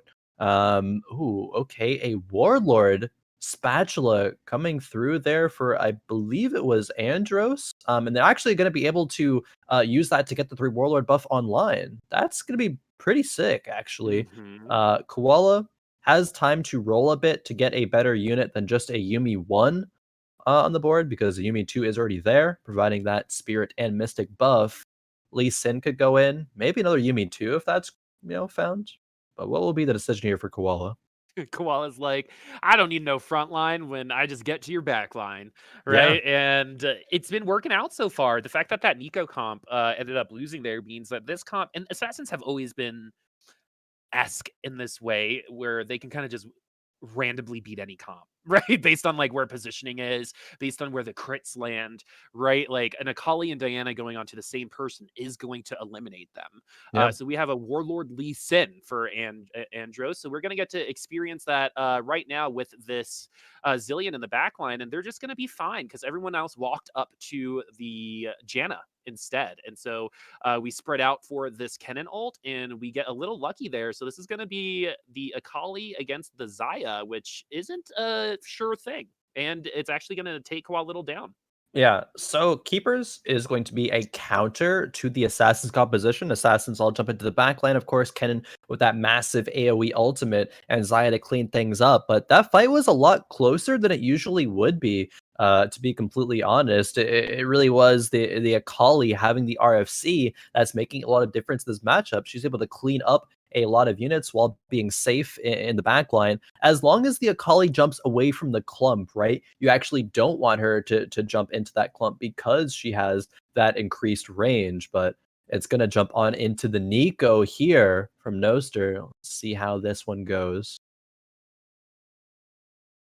This is starting to get down to the wire. It's a little bit of a photo finish. Koala Little, if falling at 7-2, that will be an elimination at 15 HP. Even our 20 HP friends could get eliminated based off of how many units are remaining. But like, this is the thing about assassins, right?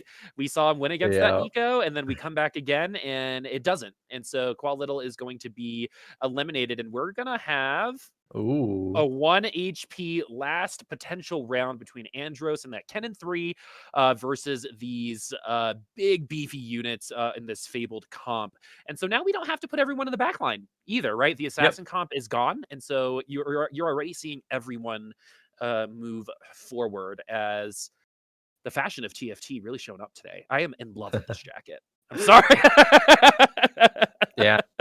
Gonna be looking real nice. And what's also looking real nice are both of these compositions. And because the koala factor is out, right, you don't have to position against assassins anymore, as you just noted. Instead, you can move more frontline. The Shrouder positioning is going to be there, and it moves into hitting that Nico and the set, actually. So good stuff there. Canandros with that win this round. The Kennen ultimate is still not gone off. It just now does, GA still available for both of those 3-cost, 3-star carries.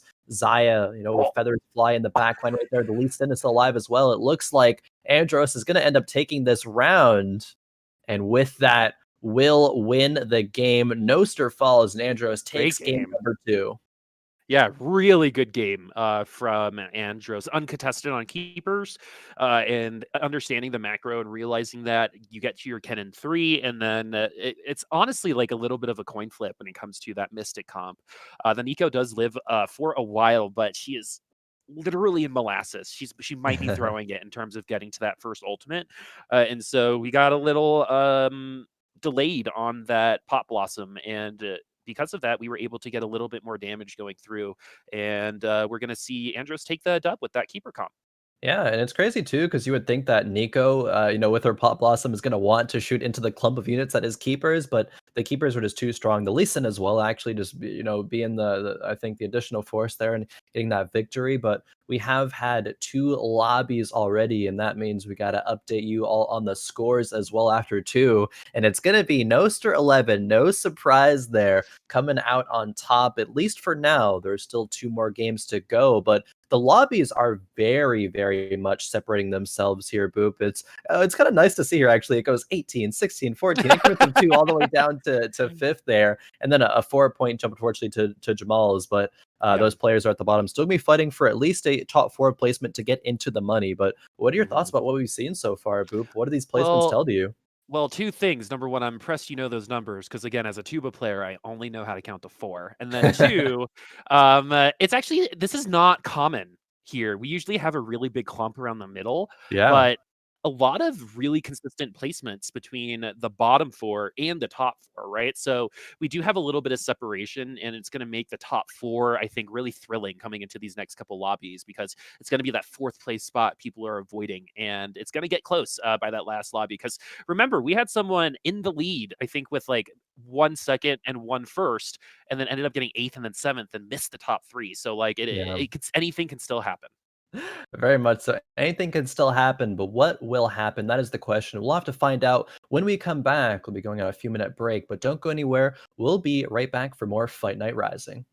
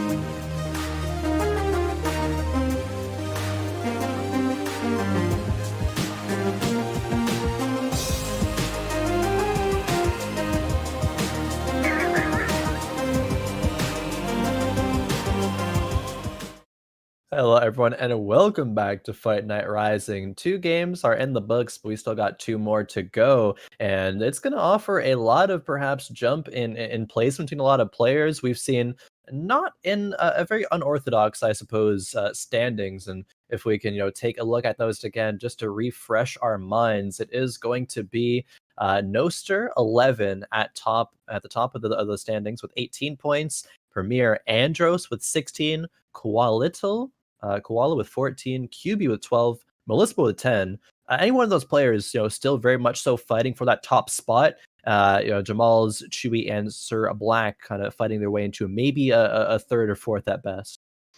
Yeah, so what Noster, Premier, and koala need to do is just be consistent. If they finish in all of the same places, like if Noster 11 finishes in the top 4 and the next 2 finish in the top 4 the whole time, they're probably going to be top 3. So in terms of setting themselves up for the second half, this is a little unique because usually we have a 13, 13, 12, 11, kind of spread when it comes to this. But since there is an obvious pack in the front, there's going to be some really interesting decisions going into these games. And I think one of the things that will affect the top 3 is going to be a player like Jammalz, who's finished 6th in both lobbies.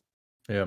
So far, who seems to be on tap to potentially get that top 3 and break in. And if Jammalz is able to do that and push maybe someone like Melisma out of contention, then that's kind of a potential exciting moment that we see later today. These games are actually going pretty quick as well. I mean, it's only been a couple hours, and an average TFT game's 40, 45 minutes, and we've been getting some good ones so far. To kind of summarize how we got here, the first game was the Fortune's favor of TFT. If you like Fortune, watch that first game. The second game was Assassins versus the World, in my opinion, and the World ended up winning. And that's okay, right? But koala likes playing high damage, quick damage comps, right? Which is actually something we don't necessarily see. I believe he's one of the highest ranked players in South America. Didn't make it to Worlds, but I do. I love it. Jammalz is a top tier memer right now. This is fantastic stuff. Did he set up a green screen in that 5 minutes?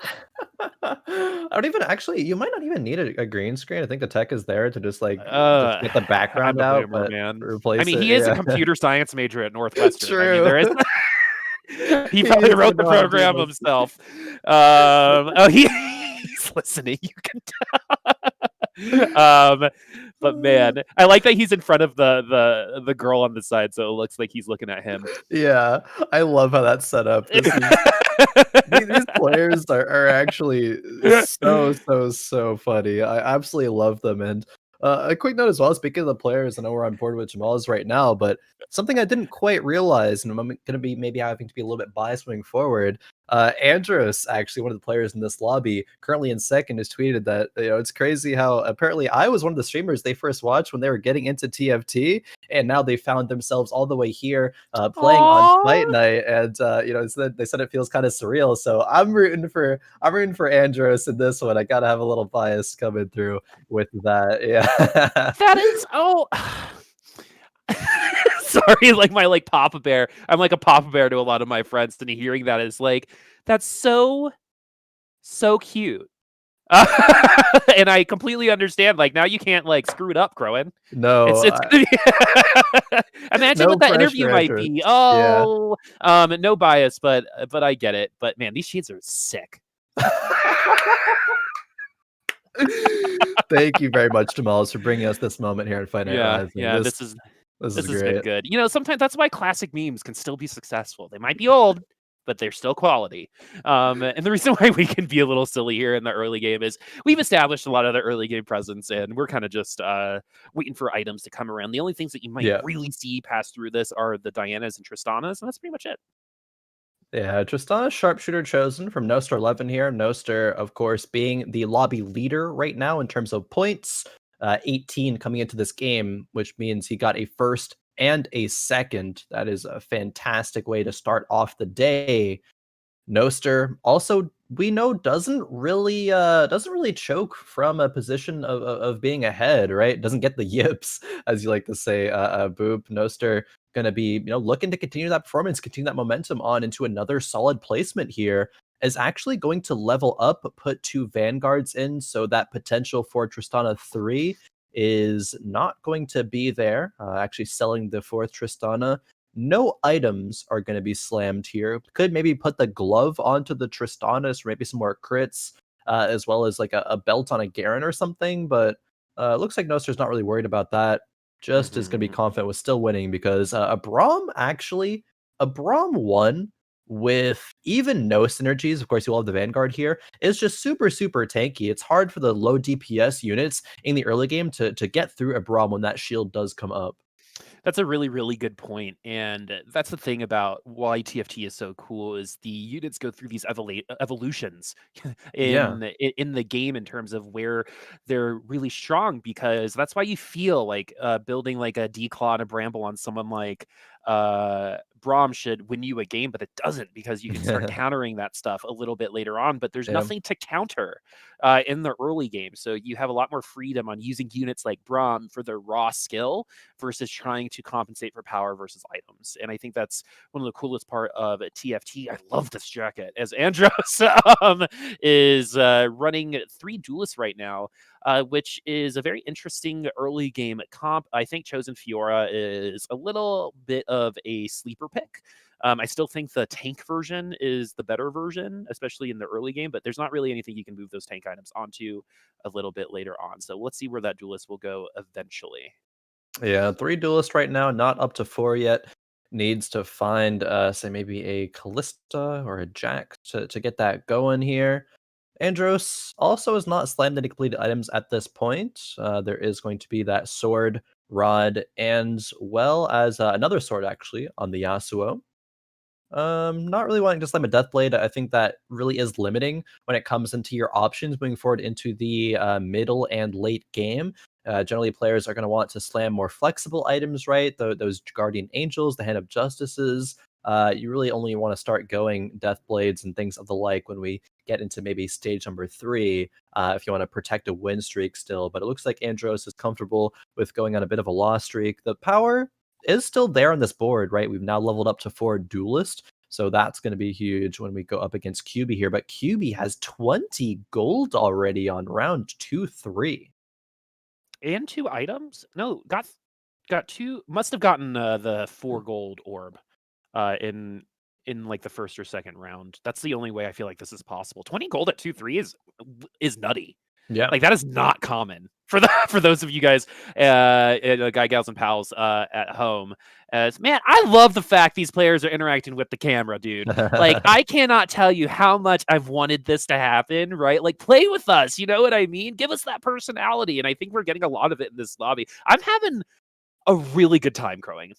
I am too. I was just gonna say, actually, my cheeks are hurting. Like, I'm just smiling so much. These games are a Yeah. blast, and these players are bringing their A game as well as having a personality shining through as well. So that's super super neat to Yeah, see. you got like Koal Little just like enjoying the crap out of the game, right? Just like, oh, I love TFT. You got people showing their sponsors. You got the style of the glasses, right? Like, this is awesome. Like, I think we're really seeing TFT kind of show its personalities off, and people are becoming more confident and comfortable in doing that. And we can tell every single time we interview someone new, we always leave that conversation with, I like them. Yeah, actually, like every single time, it's crazy. And I mean, maybe today we'll be able to talk to somebody new. Not looking likely right now because Noster is just so dominant. Of course, it's still going to be fantastic to talk to Noster again if that does end up happening. But we still got 2 more games to go to decide that. Items do start to come through for Andros. It's going to be Infinity Edge, and then another sword going on the Yasuo right now. Couple Yasuos on the bench as well. I don't imagine this is going to turn into a Yasuo 3, especially because Andros is already level 5. It could happen, but again, Yasuo being the main duelist is not really the route that players will gravitate towards nowadays. I totally agree. I usually just avoid um duelists in general, because I tend to get trapped into it, like, because you can roll into a lot of duelists in the early game and get like a little bit of a false sense of confidence. And it is definitely kind of like a handcuffing comp, just kind of like we saw Brawlers in that last lobby struggle because of that same idea. And so we also have some inside information on these glasses. So Yeah. apparently they only cover 1.5 of his eyes. So this is literally just for fashion, and I ship it. Yeah, apparently it's not common, but it is a style in Brazil that does that does come up. And I mean, Mhm. hey, I feel like I'm learning so much, not only in TFT, but in my fashion Just game right life, now. It right? just life, really. Hey, That's if you what. need tuba lessons, you know who to call. Um, Yeah, if you need me to look over an essay that you write, I guess I have my English major experience. I can do that for you, but that doesn't really translate well to TFT at all, I know, unfortunately. right? All the computer science majors compete. Everyone else counts. I feel like that's like actually Sad. kind of standard throughout a lot of places. Anyway, less about us and more about them. Jammalz is doing a really good job right now in terms of keeping this brawler comp going, because you want to get ahead on these brawlers, right? Because if you Yeah. don't, what happens is you just lose too much and you never hit your power spike when you're stronger than other people. Yeah. You hit your power spike when you're like of equal strength or weaker. And so now the tempo of this brawler comp is already better than the last time Jammalz played it. And Jammalz actually could, I think, if they get a bow, really lean into the Shyvana route, even though they don't have the Shyvana right now. They could sell this bench. You know, you take out the Teemo with the items right now because you don't need it to win this PvE Krug round. You can sell up to 30 potentially, but an orb actually grants a Shyvana. So not only is it the brawler direction, but you get rewarded. And now the Teemo will be sold. Now this direction is really solidified, and you do it from 100 HP, win streaking all throughout stage number 2. This is a fantastic move here for Jammalz. It even finds the Tom Kench for 6 brawlers, puts the Hodge on Shyvana. This couldn't be, and the Gunblade on the Nunu. This couldn't be more perfect here, Boop. Yeah, this is a scary start for the rest of the lobby to see from Jammalz. So, whew, I don't really see Jammalz losing to anything other than maybe like a really good kitted out Tristana with Dragon Soul buff, or maybe a Kale later on in the game. It's funny because this comp is weakest against duelists, in my opinion, and so we don't really see a lot of that. So I think that's why brawlers can consistently get that top 4, is their particular counter comp is not really that popular. Yeah, definitely so. Jammalz is continuing the win streak right now, and I think that's super important because of going into round 3-2 is when some players will roll to get a bit stronger. And I feel like even though Jammalz has been win streaking, he'll want to protect it and roll down a little bit to try to find at least a Nunu 2, hopefully a Shyvana 2 as well. But I'll have to check, maybe look at that sidebar to see if he's able to pick that one up.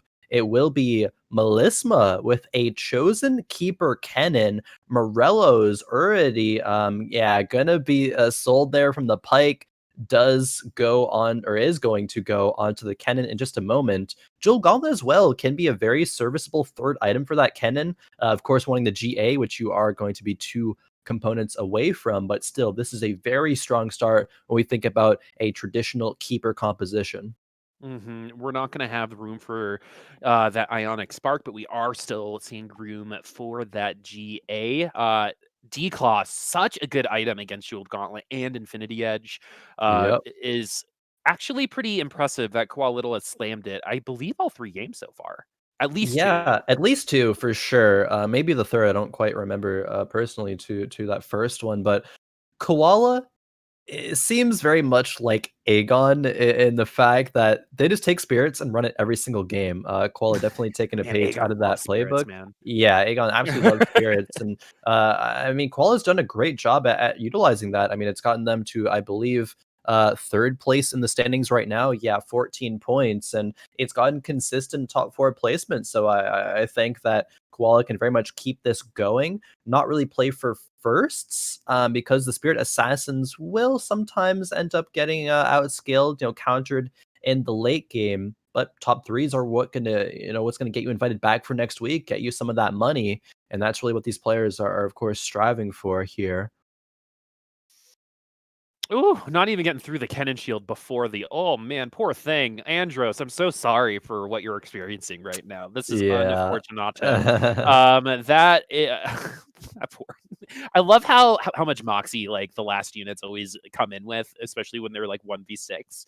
Yasuo trying his best, but nothing's really going to take down a chosen keeper Kennen at this point in the game.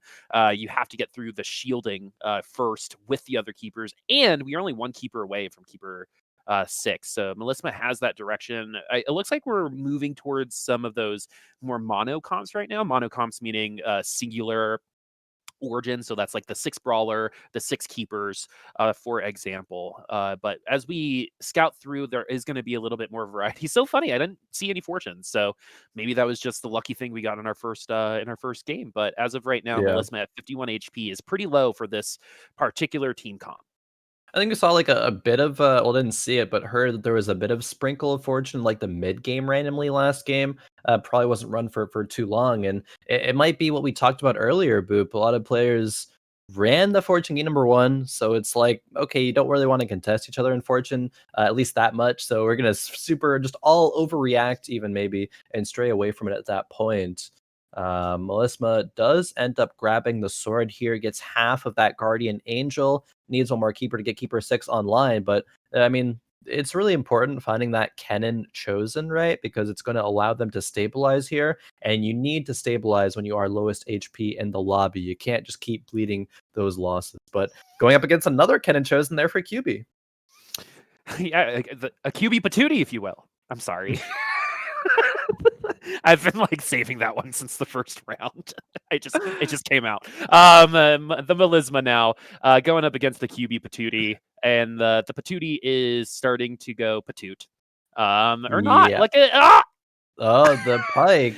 Oh my Oh. goodness! So we're actually gonna Patootie instead of Patoot. I'm just making the stuff up now. Yeah, I've you know, you go for it, Boop. I don't know what's going on right now, but you It's a make free it. If you say country. it confidently, it really sounds like Exactly. it belongs. I've learned that Exactly. actually from my time as a caster.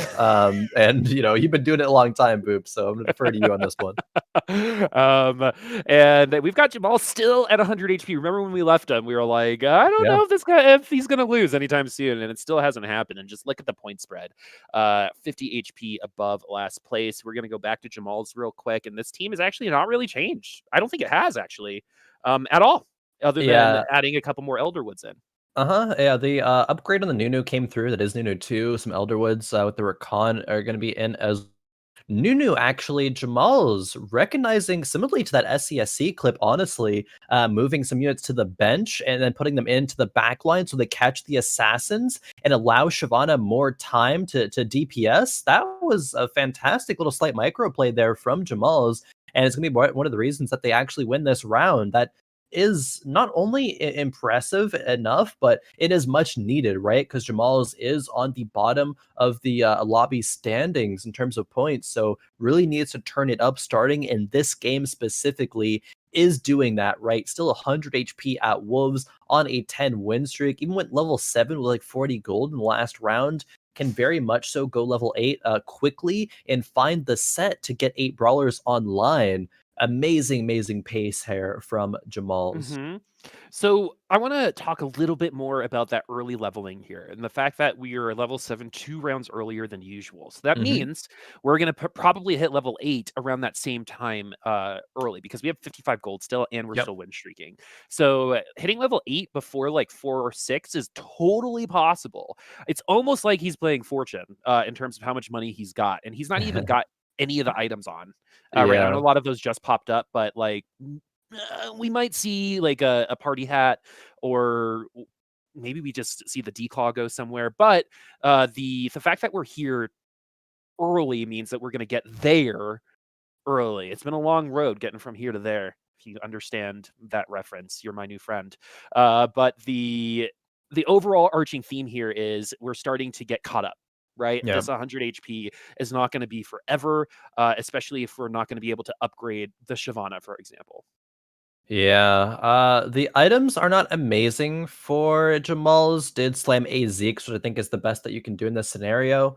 Gonna start to fall off at this point, unfortunately. Melisma did find a Guardian Angel for that cannon, as well as a spatula, actually, there as well. We'll see what the spatula turns into a bit later on into the game, but Melisma stabilizing, ending the win streak of Jammalz.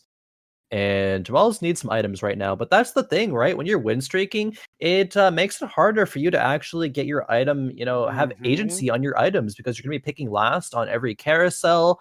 You just gotta really pray for those neutral rounds, the items to really go your way.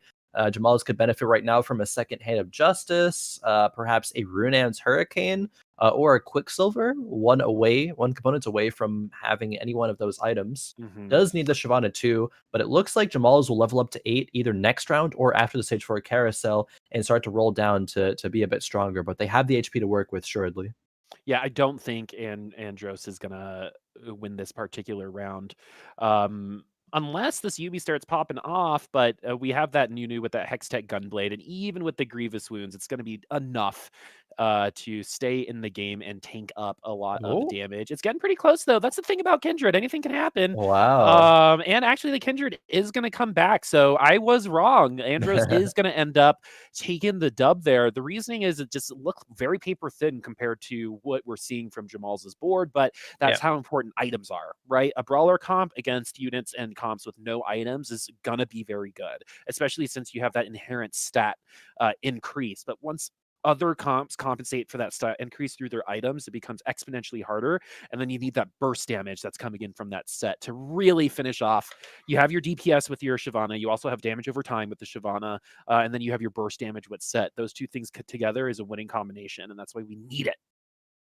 Yeah, we need this Kindred to keep doing work, and it certainly did last round, right? Kindred has super high base spell damage, and that's fantastic. The brawlers that we faced last round were a bit hard to chunk through, but the GA I think is the key part in Kindred winning there. Will lose to this round versus Noster. Noster is just so strong right now. Has the chosen Tristana, I believe, with GA, Morellos, and Hodge. And you might be thinking, that's a weird mixture of items to have on a attack damage, backline auto attacker. But Tristana, of course, applies the Morellos when she activates her Hmm. ultimate. So we talk about Tristana. We've sang her praise a lot as being one of the more agnostic, item holders, able to hold pretty much anything in the early game. AD, AP items, GA. Probably not just full defense, of course, but any offensive You can items. try. You could try. It might not go super well, but you could definitely try. Try Sirblackp needs to do to not go eighth here because they're looking pretty rough with this Yeah. board. Yeah, this board Chosen. Slayers, Cultists, Chosen Zed, but yeah, we'll go into this Boop. Yeah, It's looking more Chosen rough in my Zed, opinion. if you wanna know what desperation looks like, it's that particular Chosen, in my Yeah. opinion. By far, in my opinion, the weakest Slayer Chosen, even Pike, in my opinion. It's just not the Zed of old times, like poor Asian Gamer 5, right? Yeah. Like, used to be a grandmaster through Zed builds, and it's just not the same kind of power. You need that attack speed, and you're using your Chosen not as a unit, Okay. but as a synergy, and that happens a lot of the times. But in this Slayer comp, it's not the Zed that's going to be doing the damage. We don't even have the Olaf right now because that's what we're compensating for with this Slayer Chosen. Yeah, I mean, this is a rough spot to be in for Sirblackp. You're up against the brawlers that the Last Whisper isn't really going to have that much value into. It's just the raw HP you have to get through, but the raw HP will be bursted through. Samira doing 8k damage there. Zed even doing 3k. But Jammalz isn't playing their gold super aggressive, right? They leveled to 8 and are just sitting on it. They can maybe even go fast 9. Probably utilize that gold to roll for a Shyvana 3. That's going to be a huge power spike to actually win the lobby as a brawler player. So fortunately, Sirblackp runs into that matchup right now, as opposed a little bit later down the line. But Mm. looking for some upgrades now, right? You have the Nico's help, but you're stuck on level 7. It's lucky enough to get a Samira with level 7, one of them, but finding another one is going to be near impossible. Finding a pair of Tryndamirs, though, but Tryndamir has no items right now, and this front line is very lacking. It's basically on the Samira to 1v9. Yeah, the Azir is gonna help in terms of peel. Yeah. Aatrox and Samira, I think the only true peelers in the game, and so we'll see if that's gonna end up helping. But Samira's gonna jump into the team, so the Azir is only really helping this Sivir right now, if you see. But at least we're getting that burst damage through the Samira does go off, and we get a friendly matchup. But look at the gold, right? We have 15 on one side, level 7, and 50 on Yep. the other side, same level. So that should tell you exactly who's actually in a better position, even though Sirblackp did just win. Yep. Andross is going to roll down a lot of gold, probably find that talent and transition into that enlightened assassin composition there. The Kindred was just the item holder with the GA Hodge IE. Had one talent on the bench as well, which really makes me lean towards that route that he's gonna go into. But Sirblackp here, right? What can you do from this position? You probably can't level to 8.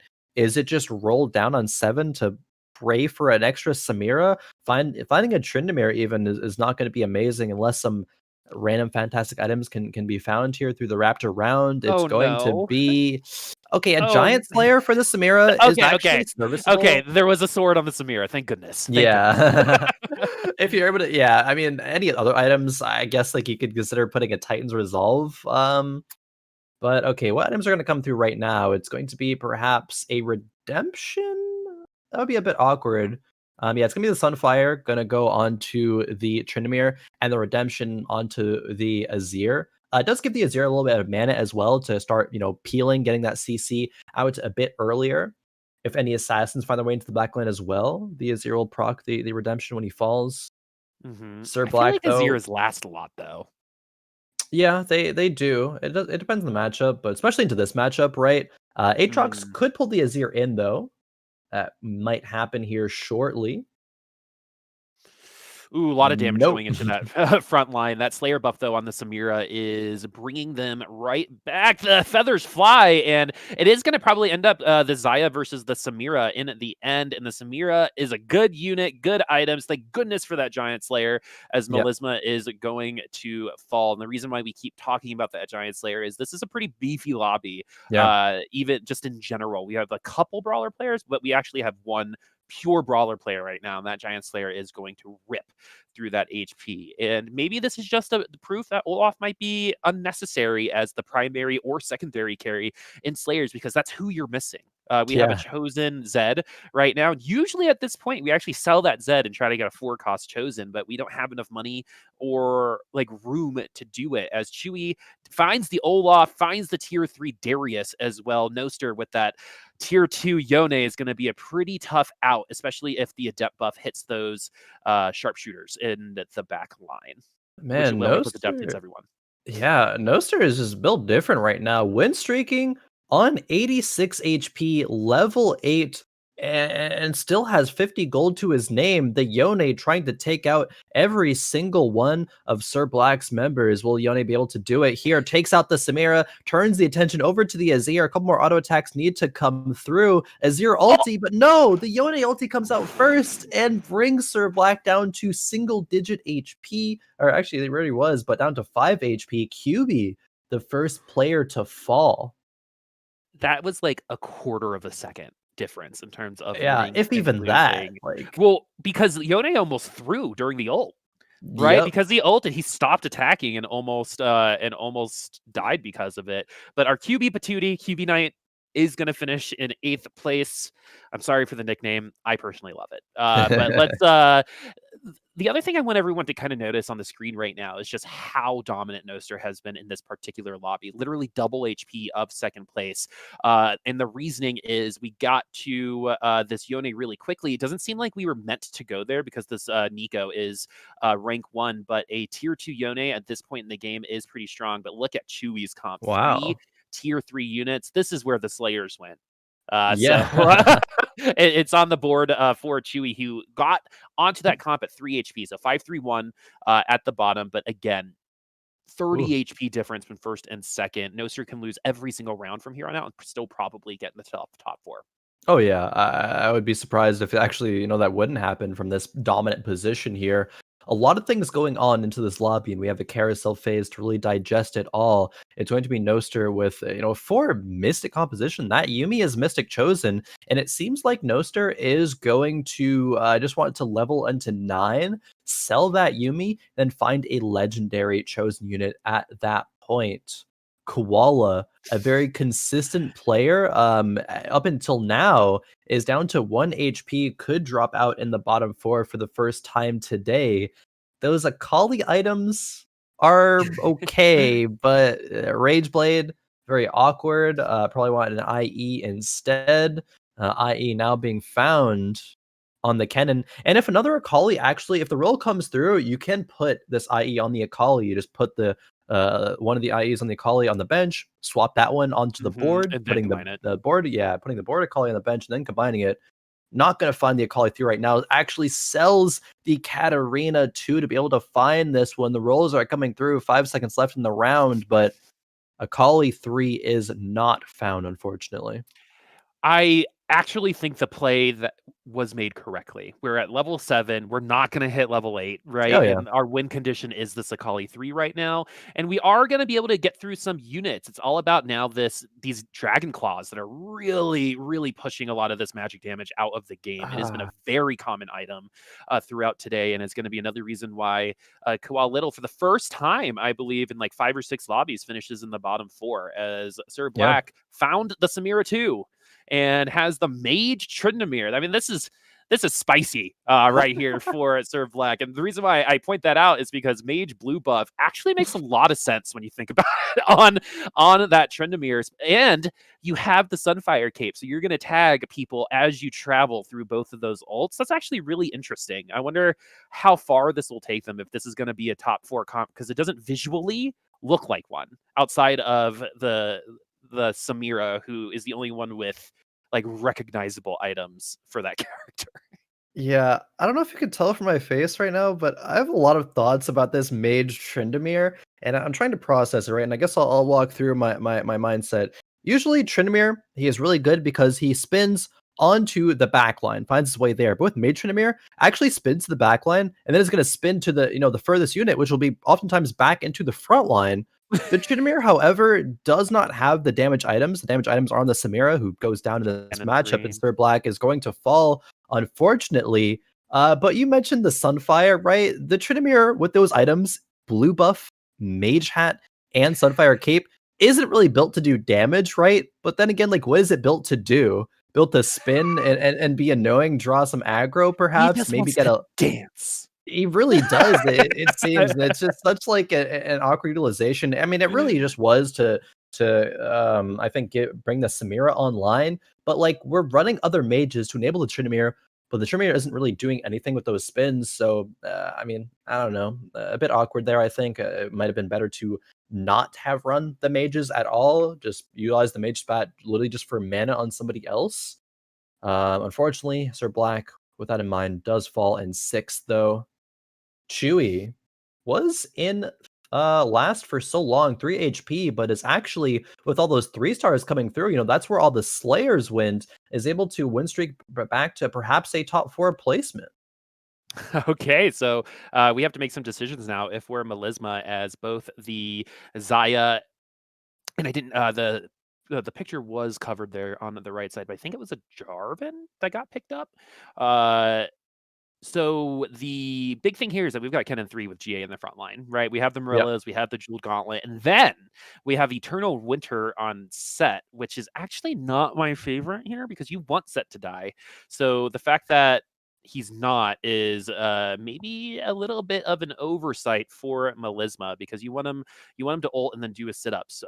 Or you can just win outright. We'll see how strong this Darius is with this Hodge. Unfortunately for Chewy, it doesn't look like we did roll that healing, but we're keeping it. We're trying to keep it real here. That this is a lot closer than I think it should be with a singular unit. The GA is also a strong item, as the keepers are going to take down the Slayers. 2 people eliminated. Yeah, 2 people eliminated. Chewy in 5th, and Andross making his way into the top 4 with, I believe, that Talon Morgana composition.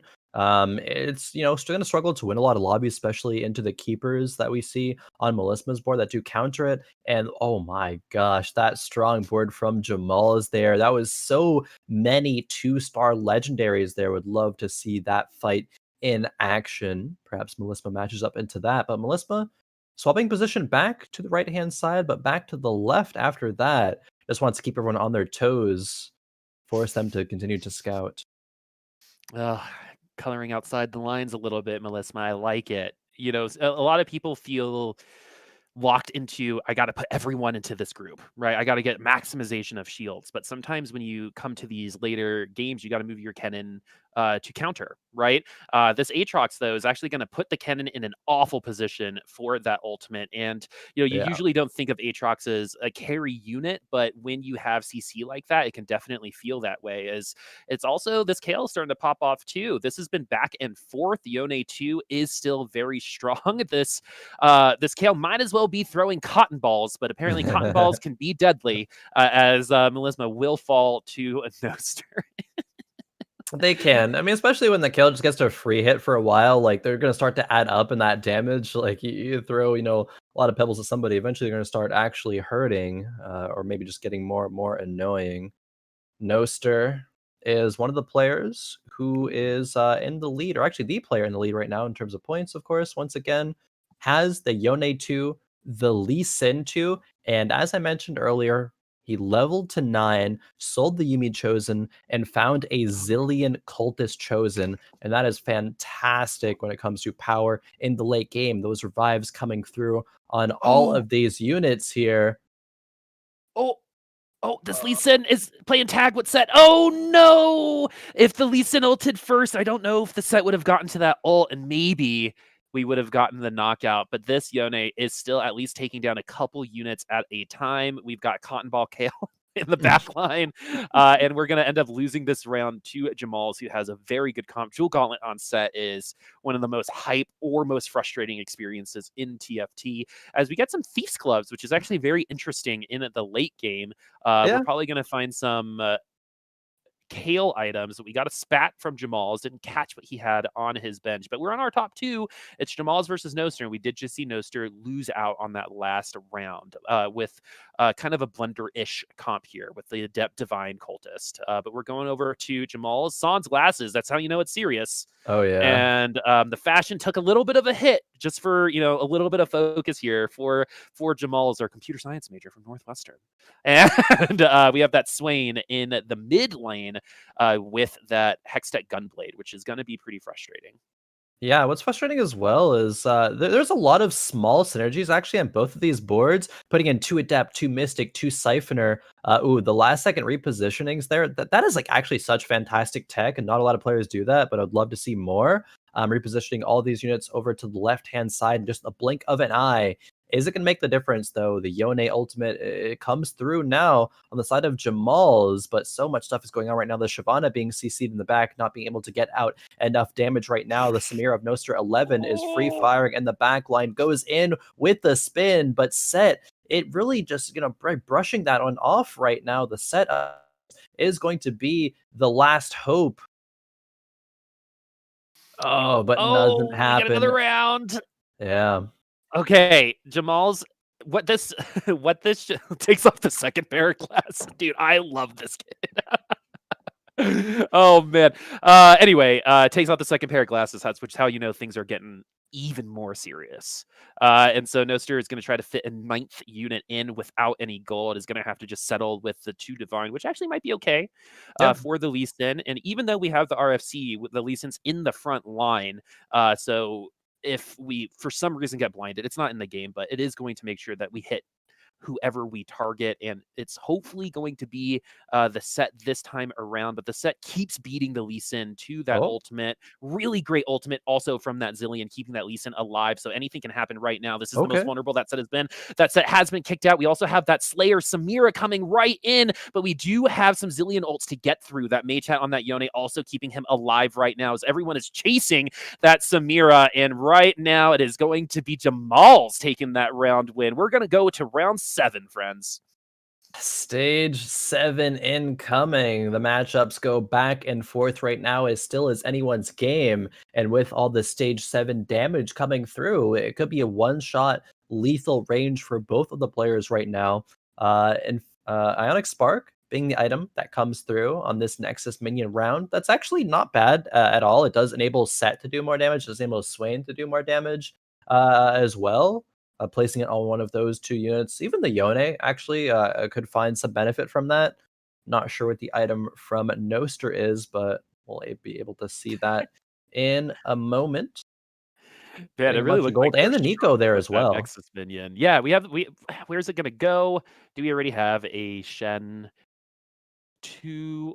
Oh, we're just Oh, gonna do now it it's Shen 2. regularly. Yeah, now we do. So maybe if we pick up like another Morgana or something like that. Yeah. Unfortunately, this is gonna beef in terms of that Nico's. Good units, but oh, there's the Morgana. Yeah. I mean, Okay, thinking what to do with it. oh my There's another god. Morgana, but I mean, you just Nico at this point, right? You're not really Well, you might utilizing that for anything else. yeah, you might lose, and so make your team as strong as possible at 5 HP, right? I don't see Oh. why greed out here, but we're gonna end up doing it. That's some moxie, friends. Yeah, I mean, we'll see if that's the correct decision. The Shroud comes through onto the Zillion, but that is about it. Brand 1 going to tank that very happily. Shyvana finds her way to jump into the corner. Yone from Jammalz in the back line as well. Zillion ultis are everywhere right now. What's going to happen, Boop? So much stuff. The Swain transforms into the ultimate. It looks like it's going to be a Jammalz win, perhaps. Ooh, but we have the Zillion ult on the Yone too, so you might be right. One more Oh, round. This is going on one more time. The greed ends up paying off, so we're okay. just gonna flex on the rest of the lobby and keep Nico's help on the bench. I mean, like, how? Uh, What better way to assert your dominance? I was gonna say the literal one scenario where that was correct is if you win the round, lock, buy it, roll, hit exactly one brand in that one roll, and Nico it's gonna brand two. But like that making the difference is probably not gonna happen. So maybe if Jammalz wins, can just flex that Nico's help on the bench. The last two rounds have gone the way of Jammalz. Can he close it out here, Boop, or will Noster take revenge? All right, it's two Yone twos, one with the Ionic Spark, one with that Mage Cap. The Yone for Noster is going to ult first, and we're going to start doing some sit-ups. We've kicked the Swain into the corner, so this is a good opportunity Oh, to take him out, but it's going to take him to the set comes through, but the Lee Sin is already dead. I think this set is going to be a lobby winner. Go break it down, my friends. Remember, I was excited to dance with my friends, and we're going to dance with Jammalz right now because he's feeling good. Do it, man. Do it. Look at the oh man, look style. at Look the at the moves. style. I like it. Much better than me. He does not play the tuba, you could tell. He is going in right now and surely went in that game number 3. And again, that was the key point to do it, right? Jamal has had a couple of not great placements, but really found his footing right now. We can tell just, we get the personality of all the players coming through, really feeling that confidence, that momentum going forward into hopefully game number 4 as well can keep on carrying that through. But once again, we can't help but notice Noster finding his way into the top 2 yet again. That Yeah. is a first, second, and a second on par for tying Oh, on yeah. par for tying the record, Boop, in You terms of took my overall job, points. Khroen. Look I look at the did. growth. It's me. I got that knowledge in the mind right now. Let's take a look at the scores over 3 games. It's going to be Noster 11, of course, coming out pretty far on top, but Andross with another top 4 actually is still going to be within range of getting a first place or overall onto the night. Andross with 22 points, Melisma with 17, and the middle of the pack now, Boop, it wasn't really that even early, but it's going to be even right now. 17 HP Melisma, or 17 points, 16 between Koala and Jammalz, even 13 with QB can find their way into the top 4, maybe even top 3 as well, depending on how the placements do end up going. And it's really interesting because we were like, what is the thing that's going to cause the most amount of like change in these standings going to this third round? And it was a Jammalz lobby win. And now all Yeah. of a sudden, when Noster does separate himself, so he's feeling pretty good right now. But knowing that Jammalz has set up the fact that he can knock out Melisma and Koal Little and QB just because we won that last lobby. Right now, the momentum's on his side. He's feeling it. He saw those moves, right? And so Yeah. I would love to be Jammalz going into this last lobby in terms of the mental preparation, especially since I'm setting myself up to be exactly where I need to be to come back next week. So mad props to that. And mad props for not avoiding brawlers because it's quote unquote mono or boring for some people, but you're here to win. And I think Jamal has finally turned the corner and understood how to do that with this specific lobby by unlocking that set at the end of the game. Yeah, the set did a fantastic job, and that's really the power aspect that you want with that composition, right? Set even you can put into a lot of different compositions. Get the set 2 online, get some, say like Gunblade, jeweled gauntlets, things like that of the sort, and set can really make the difference. And that's really what made the difference in terms of bringing Jammalz back within striking distance of achieving a top 3, being invited back for next week on Fight Night. One of our returning players into this week from a couple weeks ago, Sirblackp, not having the best night. There is improvements going from 8th to Stop. 7th to 6th. Khroen. I mean, hey. one player also loves to play spoiler going to game number 4. That's so will true. Sirblackp That is ramp up to true. get a top 4, get a first place Yeah. maybe? We'll have to Always. see. My bet is on Always. Chewy Yeah. to be the spoiler because the fact that Slayer comp got 4 points is nutty to me. Because it was so strong at the end. But we're here right now in the early game. We're going to start off with Jammalz, and everyone is actually fighting for the swords and the rods. Not really any bows on this first one, as Jammalz is going to say, "Good luck, have fun. I'm going to try to win this lobby." A lot of good luck, have fun's coming out from these players. Nice sportsmanship there, but the bow is going to be here for Jammalz. It's going to maybe lend itself into a rapid fire cannon, a last whisper, maybe even a rage blade, can find its way onto a Shyvana. We've seen a couple of brawler compositions so far. I like to see Jammalz saying having a lot of fun. God, I love that. Oh man, I think he actually has gotten a lot of fans today. Yeah, I think this is especially how for me. I know. Like personally, as like a consumer of TFT content, I like this stuff. I like it when players don't take themselves super seriously, right? And the fact that he's got the meme in the background is hilarious, right? And he's just joining the green screen club. I think he may friends at home. He might have the technology to not need a green screen, but he may have set it up in the 5 minutes during halftime for this particular background. So mad props to you. We started with the bow. I think it was the only bow on the carousel. So I think bow, for most people, if you don't think about Kale, at least a little bit, there's something wrong with you and your TFT playing. But now you've got the cloak. Now you're thinking Olaf. Now you're thinking Kale still. As we have 2 bows. We already have that RFC. Yeah. RFC, we saw was utilized on a Shyvana earlier. Could go the direction of either Runans or RFC there. Some players will avoid slamming RFC like the plague. They don't want to trap themselves into having to run a unit that utilizes that. But DQA, actually a player that I think you and I both have, said a lot of praises for, has played a lot of Kale recently, and we saw in Worlds actually slammed in RFC very early in stage number 2, ended up transitioning into a solid Kale board. So the potential for that to be good is still very much there. It just depends on what these players are comfortable with, how far they want to go, and slamming items versus greeting out for some better items down the line. Yeah, and Noster actually did a really cool tech there. I don't know if y'all at home saw it, but he sold the Irelia instead of having the 4 gold to level up and put the Irelia in. So wanting to gather some of those early game units to give a little bit more direction in the early game, especially since it looks like we might we are already on Fortune. Yep. We're like Fortune blind. You know how people are face blind, Khroen? Yeah. There was a couple of weeks where we were actually really bad at it randomly. Yeah. Like we just didn't see Fortune. Now we've gotten definitely a lot better at looking at that sidebar, seeing Fortune, which isn't a hard thing to do at all. But yeah, I remember that too. Right. That's crazy. We're just like, oh, that's a cash out. Oh, they're running Fortune. Wow, that's crazy. Well, I mean, the other day I literally face planted on my face standing up. So I mean, easy things sometimes don't come easy to people. And so, I feel like that's a uh, story in of itself. I know, right? But Noster 11 is potentially going to get that fortune win streak going. We'll see once we get to a little bit lower health. I actually think like 2 patches ago, this Tomcat actually wins against this in Italy. Oh, still Oh, might. Okay. okay, You never know close. what Tomcat, Sir Thomas at the end of the game can surprise you.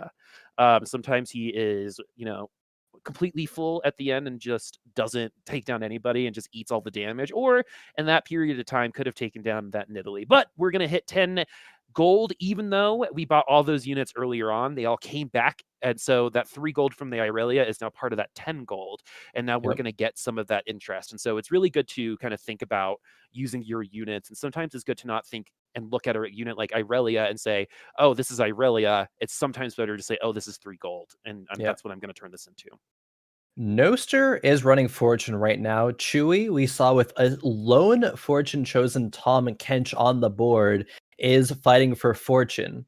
Now, Noster is, has a 4-point lead going into this game, right? Which means that, hey, maybe if you just have a consistent top 4, you can just win Fight Night.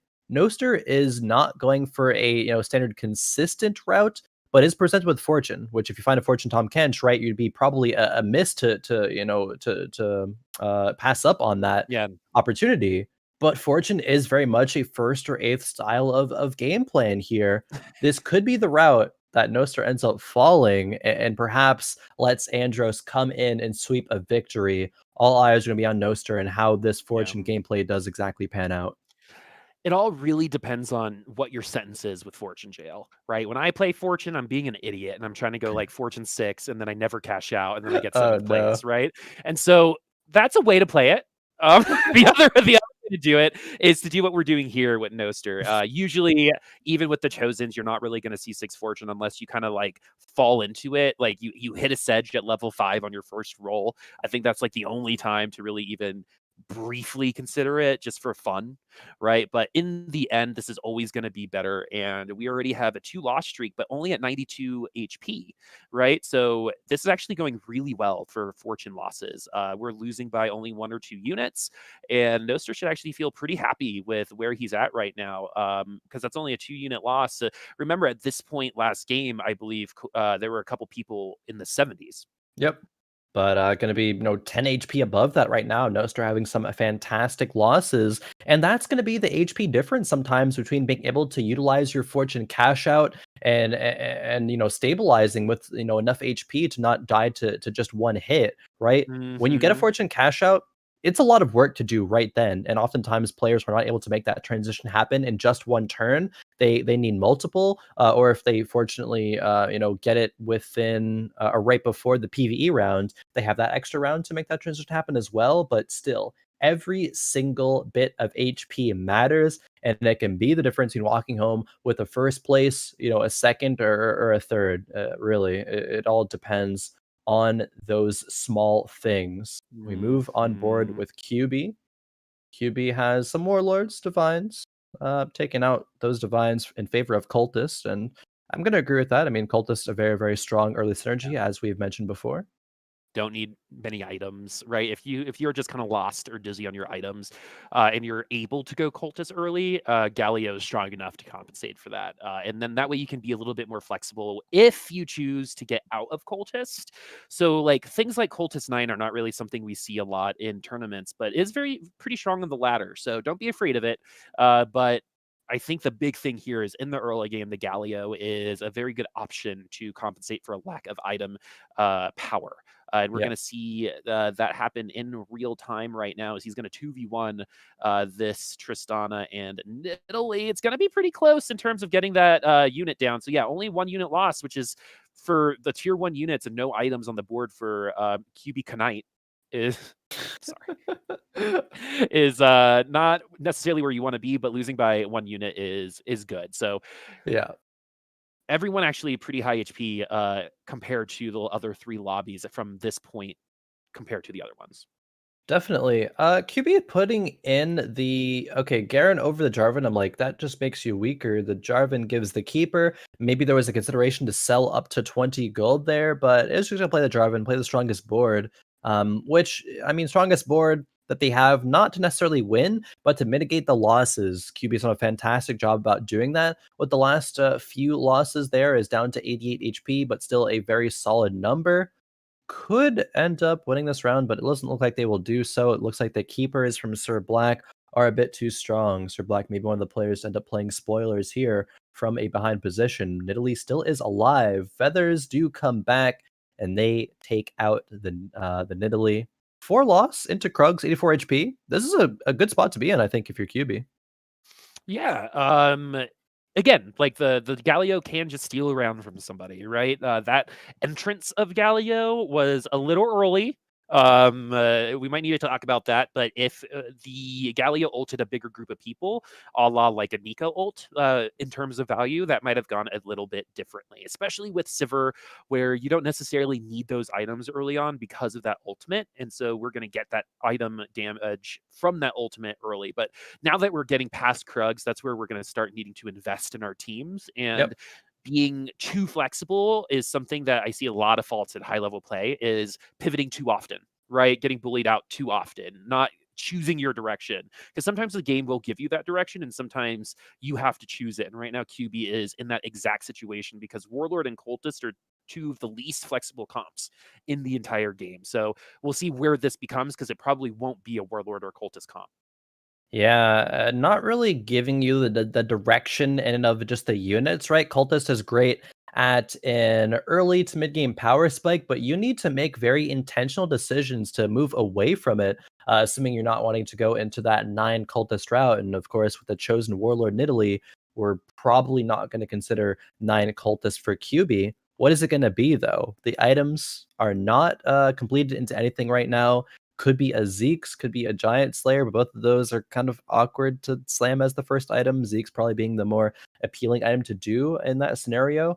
Nidalee might actually, probably won't win the round. It was close to that spear, but again, another loss comes through, and it's only gonna, be 1 HP, 1 HP loss. So great addition to that loss streak. Able to preserve HP, make a lot of money. Noster cashes out, but it is 2 Thieves Gloves. And yeah, yikes. Okay, so let's talk about this. Why is it a yikes, right? Because Thieves Gloves, while in theory is going to give you 4 items instead of just 2, you're locked in. So Thieves Gloves usually do not go on your carries, but this early on, you might consider it. So this actually, I think, confuses things a little bit more. And I like the Thieves Gloves on the Annie and the Shyvana, as both of those units might not be in the final comp, for example. So we're still going to run Fortune. We weren't happy with that payout. And we're at 51 gold. Yeah. We're not even in last place in HP at 3-2. Like, let's go for another one, right? We could lose 4 more rounds in a row and still,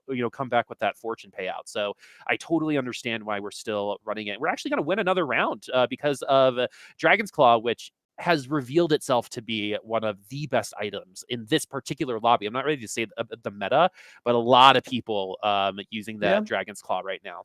I might go as far as to say that Dragon Claw is one of the better items. At least it's getting a lot better in the meta. Mages are very strong. It does well against other units like Callista. It does well against Kayle as well. So item definitely finding its footing here.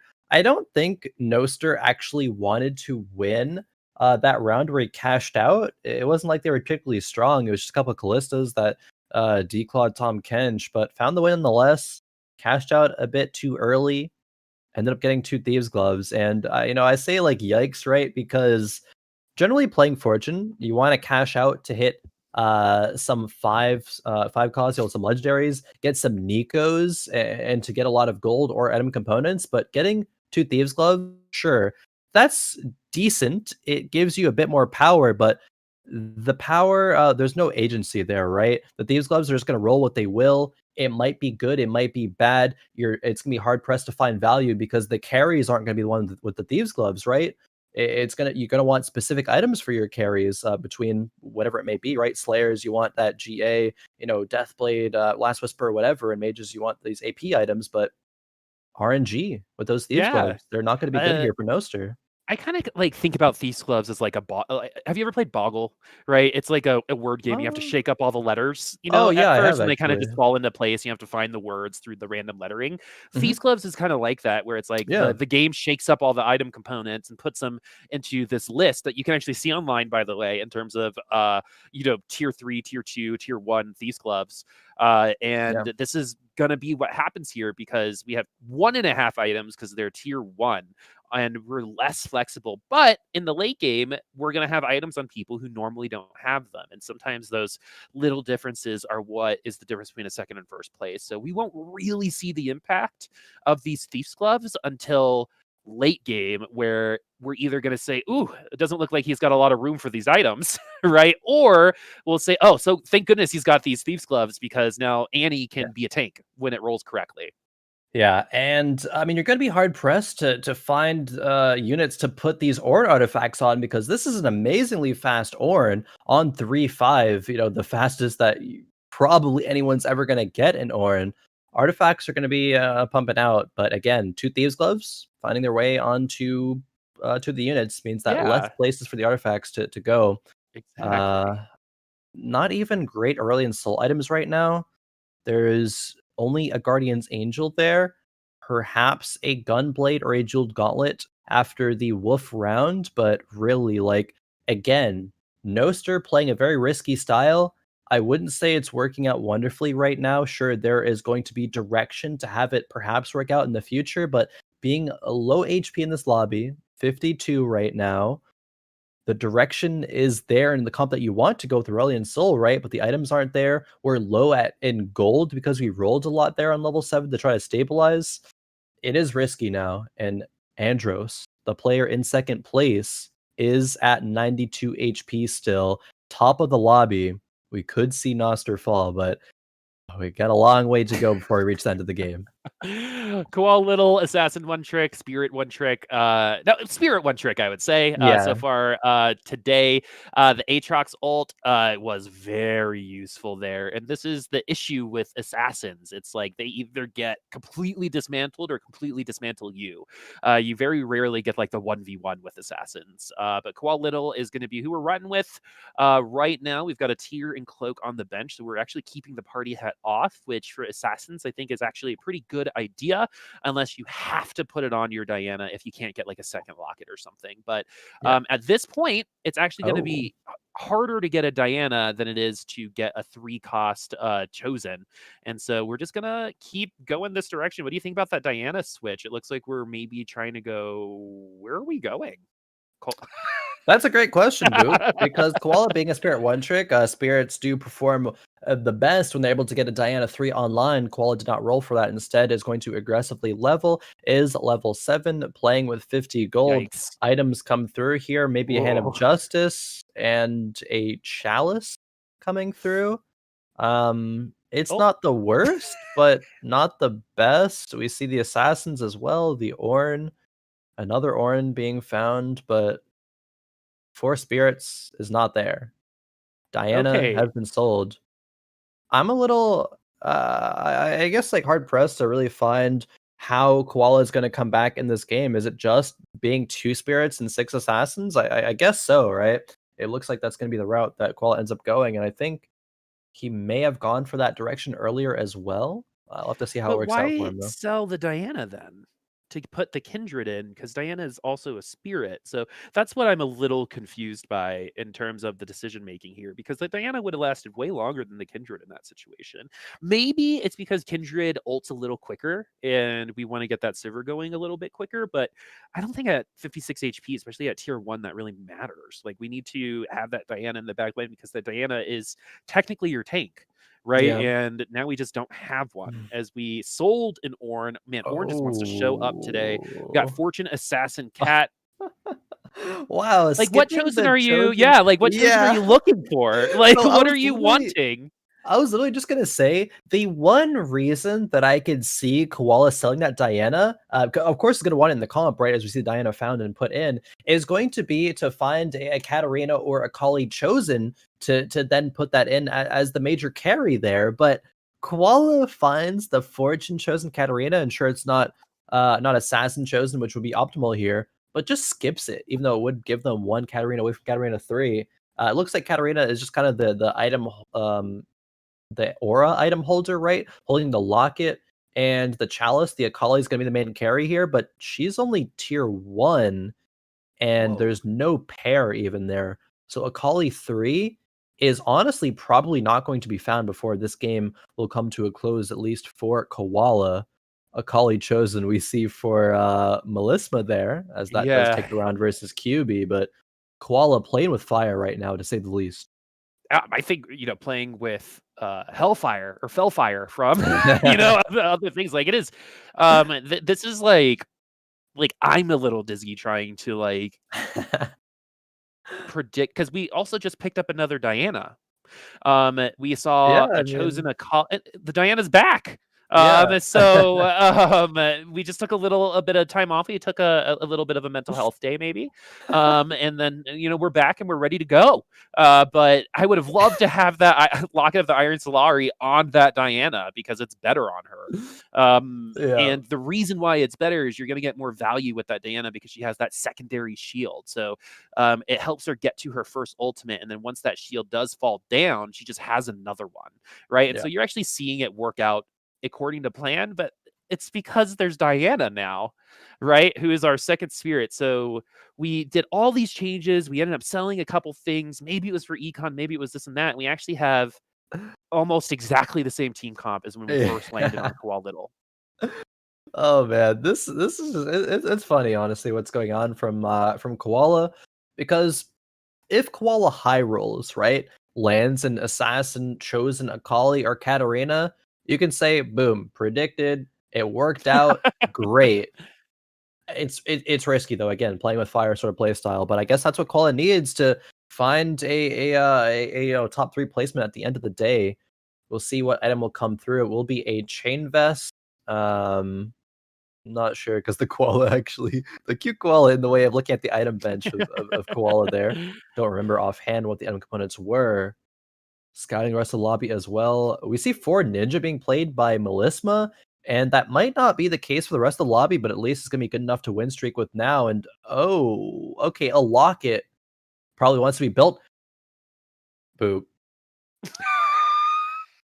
I'm sorry, dude. um The okay. chosen Akali happens. Never punished, actually, never punished. It ends up working out. Sometimes this game is just hit. Just hit. Sometimes you just pull the lever down and you hit, and this is what happens. We've got double locket on Katarina, which is now going to find a little bit more value, especially with the double shielding. The Katarina ult's going to be a little bit more important, not a little bit, much more important.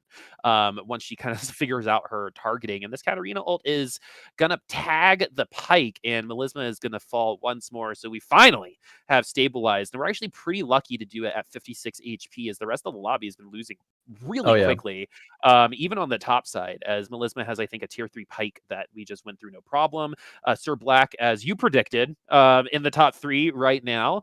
And the other thing that I want to have everyone kind of notice is we see that Tryndamere from Chewy. Chewy's on level 8 already. So, Yeah. and has been at level 8 for about 3 rounds. So that 23 HP is a little bit of a mirage, but playing with fire as well, when you get to that low level, sometimes every comp has a counter, and sometimes you just get the wrong end of the stick and you lose that out. How many times have we seen someone cash out a major fortune bonus and then die, right? So Yeah. Chewy trying to avoid that. I'd be really interested to see what he's running specifically, as the 5 cost units are starting to come online. We've got the RFC Jeweled Gauntlet Kale in the backline for Jammalz, and this is how I feel like Kale usually goes at fight night, which is not well, as Jammalz is going to fall. And it's just the type of play we see at fight night. A lot of these assassin players it's unique to these lobbies, right? Like Koal Little is making that Kale exponentially worse just because he's here, right? Yep. With those assassins. And so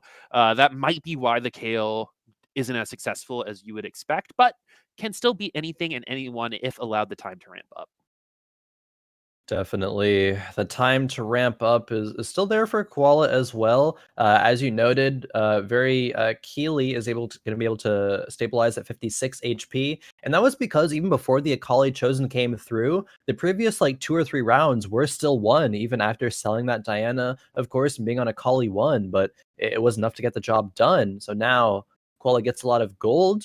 I say a lot of gold, but a little bit of gold there during that round to try to acquire a Akali 3. It's gonna be okay. Never Just punished. just just hit. I guess we're 3 Akalis away. It still is a long way to go. 2 Katarinas Yeah. away as well. Sunfire gonna be the last item. Goes on Mhm. to the Pike. Another Akali. We There's just need 2 another Akali more. player too, by the way. Yeah, He's contesting the Akali and has 7 of them already.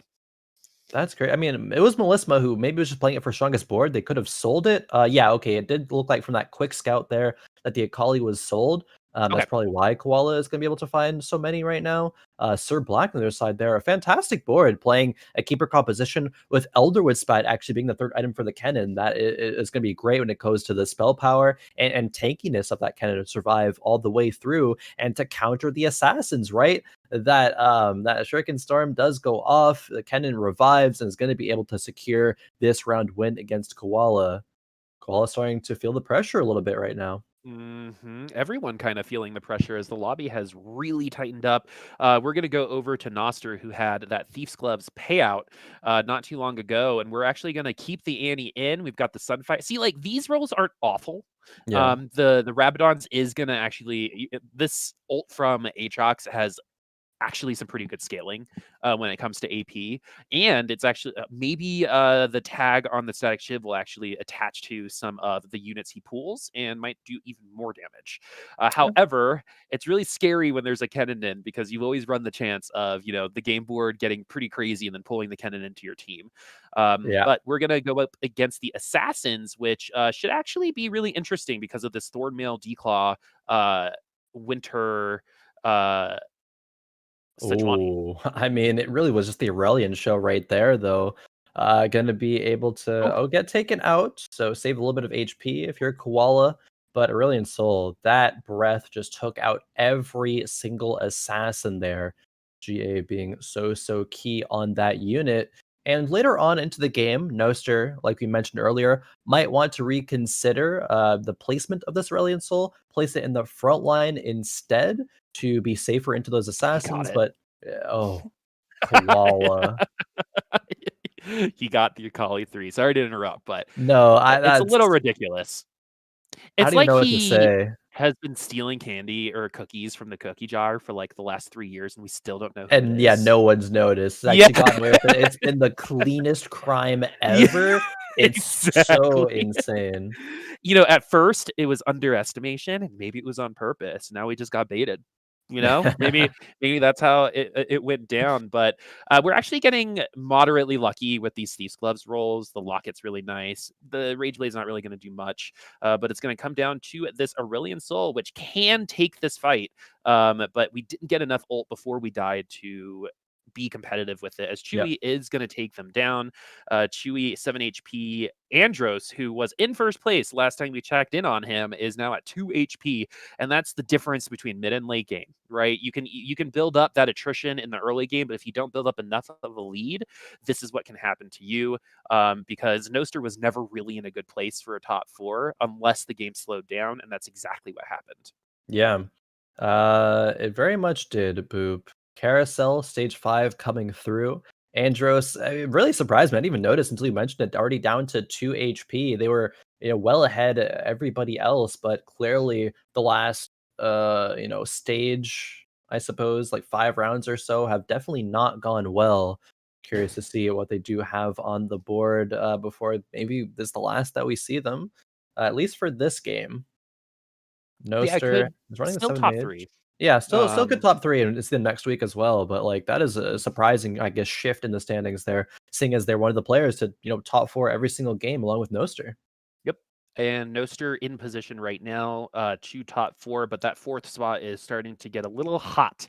That's a little bit of a hot seat right now as people are clawing after it. And when you see an Akali 3 from Koala, you can never count that out. Akali can 1 or 2 shot most units, especially if we're putting, our ASOLs in the in the corner, right? It's very obvious to go there. But Oh. what a cool ZZ Rot. Oh my goodness. This ZZ Rot literally just blew my mind, dude. So he put the ZZ Rot next to his carry, so if an assassin does come in, it'll go towards the Viger, and then the Ace Hole is going to be able to ult. That's super smart.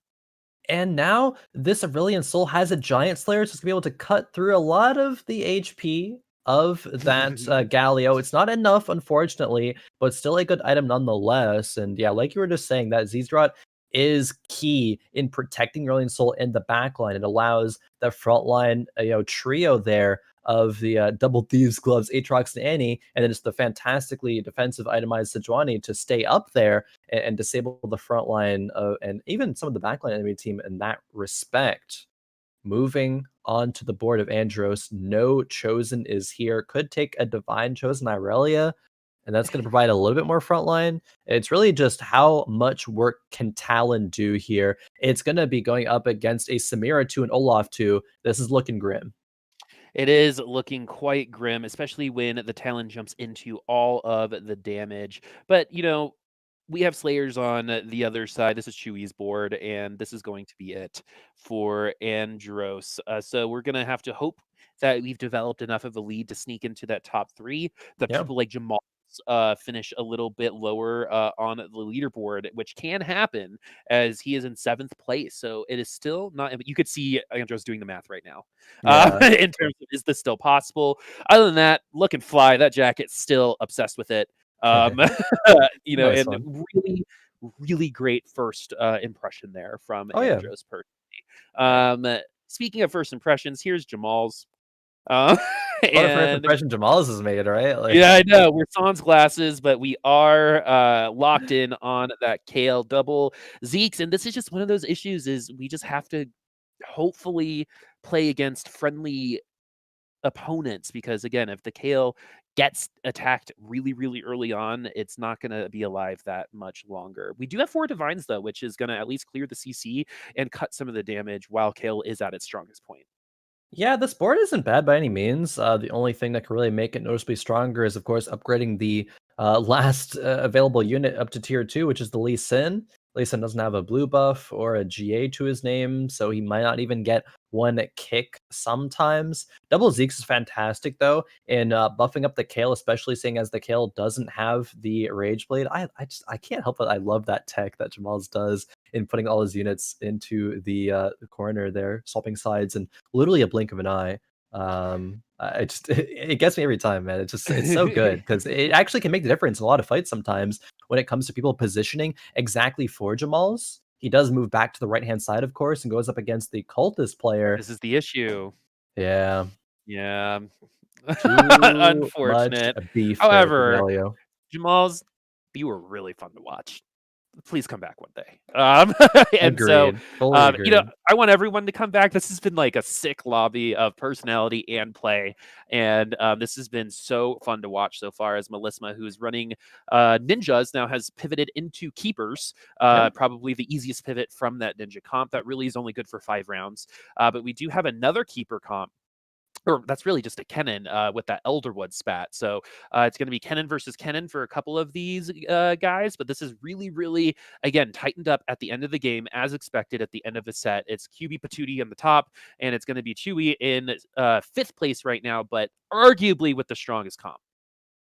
Puts the Zephyr there for the wrong matchup. Doesn't hit any impactful items here for Chewy. Chewy is so strong, probably needed to disable the Olaf or the Samira there because the keepers are just being burst through. The shields are not enough. Olaf even doesn't even go down. Still alive at the end of it all. Melisma gonna take a huge hit, might even fall here, and does. Ooh. -3 HP. We have our top 4 right now. Chewy clawing his way back from the depths there, 7 HP and a dream. And that dream right now is starting off with a win streak. Yep. So Melisma, who I believe is from, who is representing Mexico today, is going to Okay. fall in 5th place.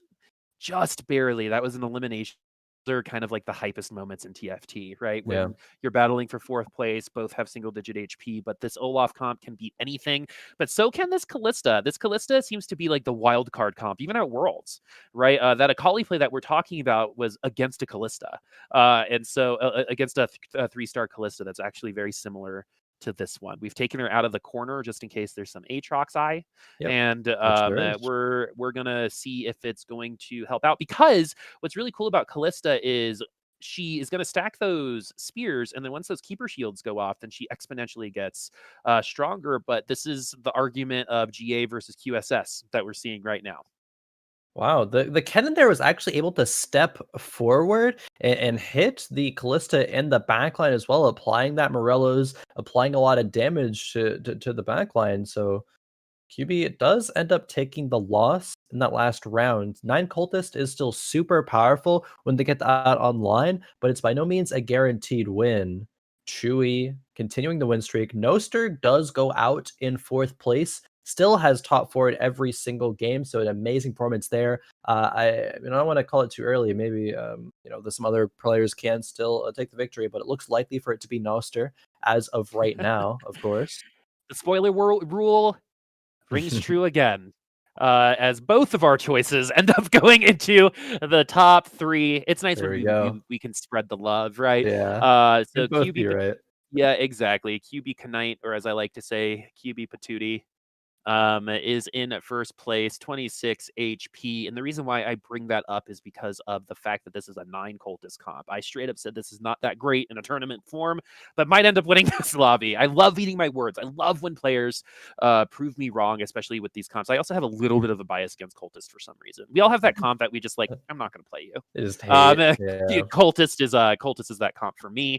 But we're going up against the Slayers, and the Slayers can do quite well against the Gallia. We have the Samira ult, and it's looking like these Slayers should be doing all right. Yeah. We take down the Galio, and we are going to just stand there for a second and style on the zipper. Yeah, just some bonus style points there. Samira, of course, the queen of style, being her kind of resource bar there. QB takes yet another loss, drops to 16 HP. This could be the final round of the game, depending on what the ghost matchup is, but we could go into stage number 7 again as well. QB did a good job of positioning, but it really just wasn't enough. Needs something else to bridge that gap right now. The Pike is amazing. It does have 2 kind of overlapping items between the Morellos and the Sunfire, but Frozen Heart actually has gotten a lot of value here. The Zephyr needs to be good as well, and the Zephyr is good here. Hits the Kennen, I believe, on the side of Sirblackp's board. And so the Kennen is going to have to delay that ultimate, but that's actually maybe a little bit of a blessing in disguise, as everyone is going to group up trying to get into that keeper clump. And are we going to get to that ultimate? Yeah, we are. We are finally there. The Galio is going to be a part of it as well. The Death Stance actually helping out too, but this Callista is starting to rank up, and Oh, no, it's going to be the Static Shiv, I think, that got the last hit there, as we have a top 3 or top 2 now, both at 4 HP. This is it, Khroen. After this Nexus minion, or after Shelly, they're going to get their last items, and we're only going to get one more round. It literally doesn't get closer than this. it really doesn't. 1 life remaining for both these players, and it could go either way, depending on where the Zephyr goes. If the Callista gets pulled in or not by the Aatrox, there's a lot of different factors here. The Xayah as well, the Xayah factor. Where does she throw her ultimate out? Does she get baited by the Pike, by the ZZ Rot? There's so many things that can happen in this last fight, Boop. It is so insanely close. Shroud of Stillness is the item I probably would have preferred in this exact situation. Is so good in the late game. We also have over 50 gold at this 4 HP. I'm sure Sirblackp is also starting to roll. No reason to save any money from this point on. The game is going to end. Yeah. Zillion 2 gets hit from Sirblackp, and that's actually going to be huge coming up against this Callista. It's going to Yeah. give an extra life to get to the Callista, because the Callista is the carry right now, Yeah. right? And so we're also keeping the Zephyr in that place, and it doesn't look like we are going to move right now. So we're just going to go ahead and keep them there. Guess that we moved a little bit to the left. And no, sometimes I like the most mean, unexpected thing is to not move at all. I mean, hits the Xayah, which might actually end up being better. I wonder if that was intentional or not, because it very well could be. The clump was hit by the shroud there, but Zilean does not get the ultimate cast off on the side of QB. The round is going to be quickly coming to an end here. The Galio slams down, but so much HP to get through. So many Zilean ults, it looks like it is going to go over the way of Sirblackp.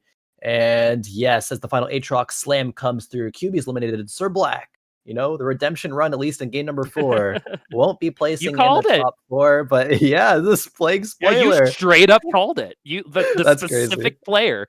You should be proud of yourself. Yeah. But what's very, very interesting about what we just saw is I think I saw 2 instances of ZZ Rot winning at least a couple more units. So the Pyke, I don't know if you noticed, left the corner and walked towards the Aatrox and then went into the damage and died. And then the Viger ZZ Rot from earlier was still pretty impressive. So Yeah. I've always thought ZZ Rot was underutilized. I mean, it's tough to put a bow with a belt, right? It just feels bad. It is, especially in this meta, right? There's so many great Exactly. items that both of those items want to go into, like Belt with being, Morello's a great one, and Bow being, RFC, like Rageblade, Last Exactly. Whisper, just so And much. to invest in a ZZ Rot just feels wrong, but every time we've seen it, it has at least, even at Worlds yesterday, we saw a Beetle win a round. So like it is something that can happen and be really useful, and you're probably not going to be seeing it on other people. So don't sleep on the ZZ Rot, especially if you're playing mages, right? Because what else are you going to put that bow on? Yeah, I mean, I don't know. It's really I do love ZZ Rot as well. We're just waiting for the scores to come through here, doing some tiebreakers. Interestingly enough, seeing who's going to actually get their way into the top 3. I think it's between 3 and 4 who the tiebreakers are going to go. But yeah, going back to the games that we saw and the ZZ Rot as well, I love the utilization, as you mentioned, with that Vigar protecting the Rolling Salt in the back line. And it's those slight, like, micro decisions that oftentimes make the difference in an entire round. Which could be the difference between like a bot 4 and a top 4, even like multiple placements, right?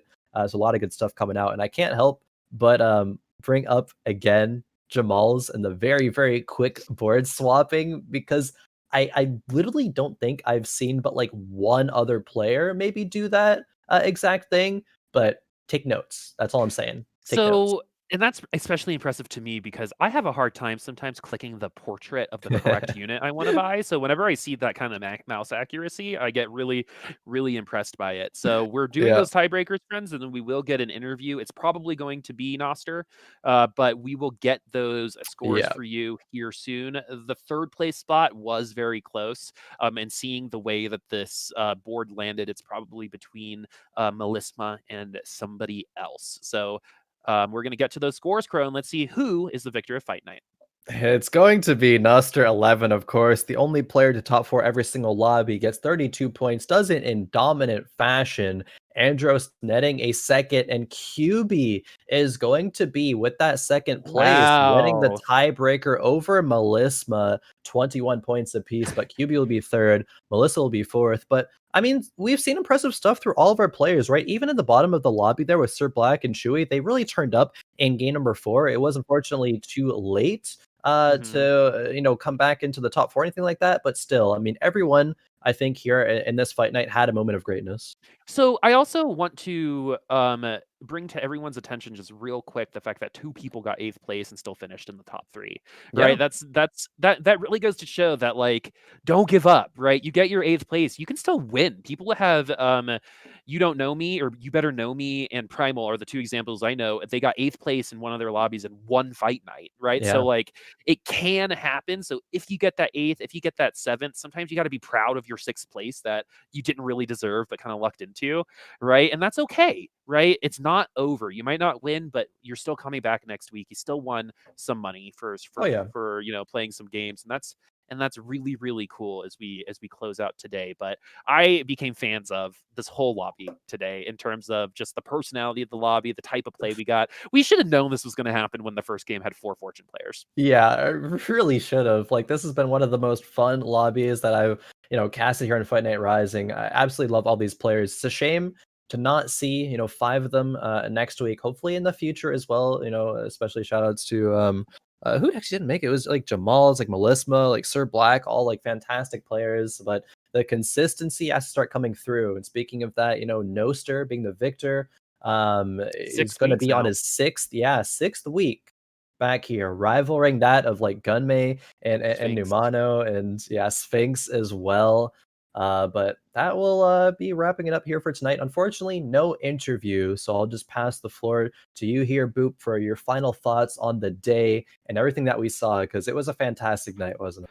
I loved the fact, I'm gonna just bring it up for the 18th million time, that the players played with us today, right? Yeah, Like, and exactly. played with the cameras and, did all that stuff. I loved that interaction. That was really great. We got some really good laughs, but what I saw today was a lot of variety in our lobbies because of one player, and that's actually koalaesbelto, right? Who was the least of Yeah. the in terms of variety, but because he played assassins, it changed kind of like the whole face of all 4 lobbies, because it's not really something we see ever. And so that was really interesting to see how assassins interact with all of these different comps, and how in the first 2 lobbies it was so good, and then everyone kind of just figured out later on. Definitely. I agree with all those sentiments, but that will do it for us here tonight. This has been Khroen and Boopasaurus bringing you the Fight Night Rising action. We will see you next week for more. Take care, and we'll see you then.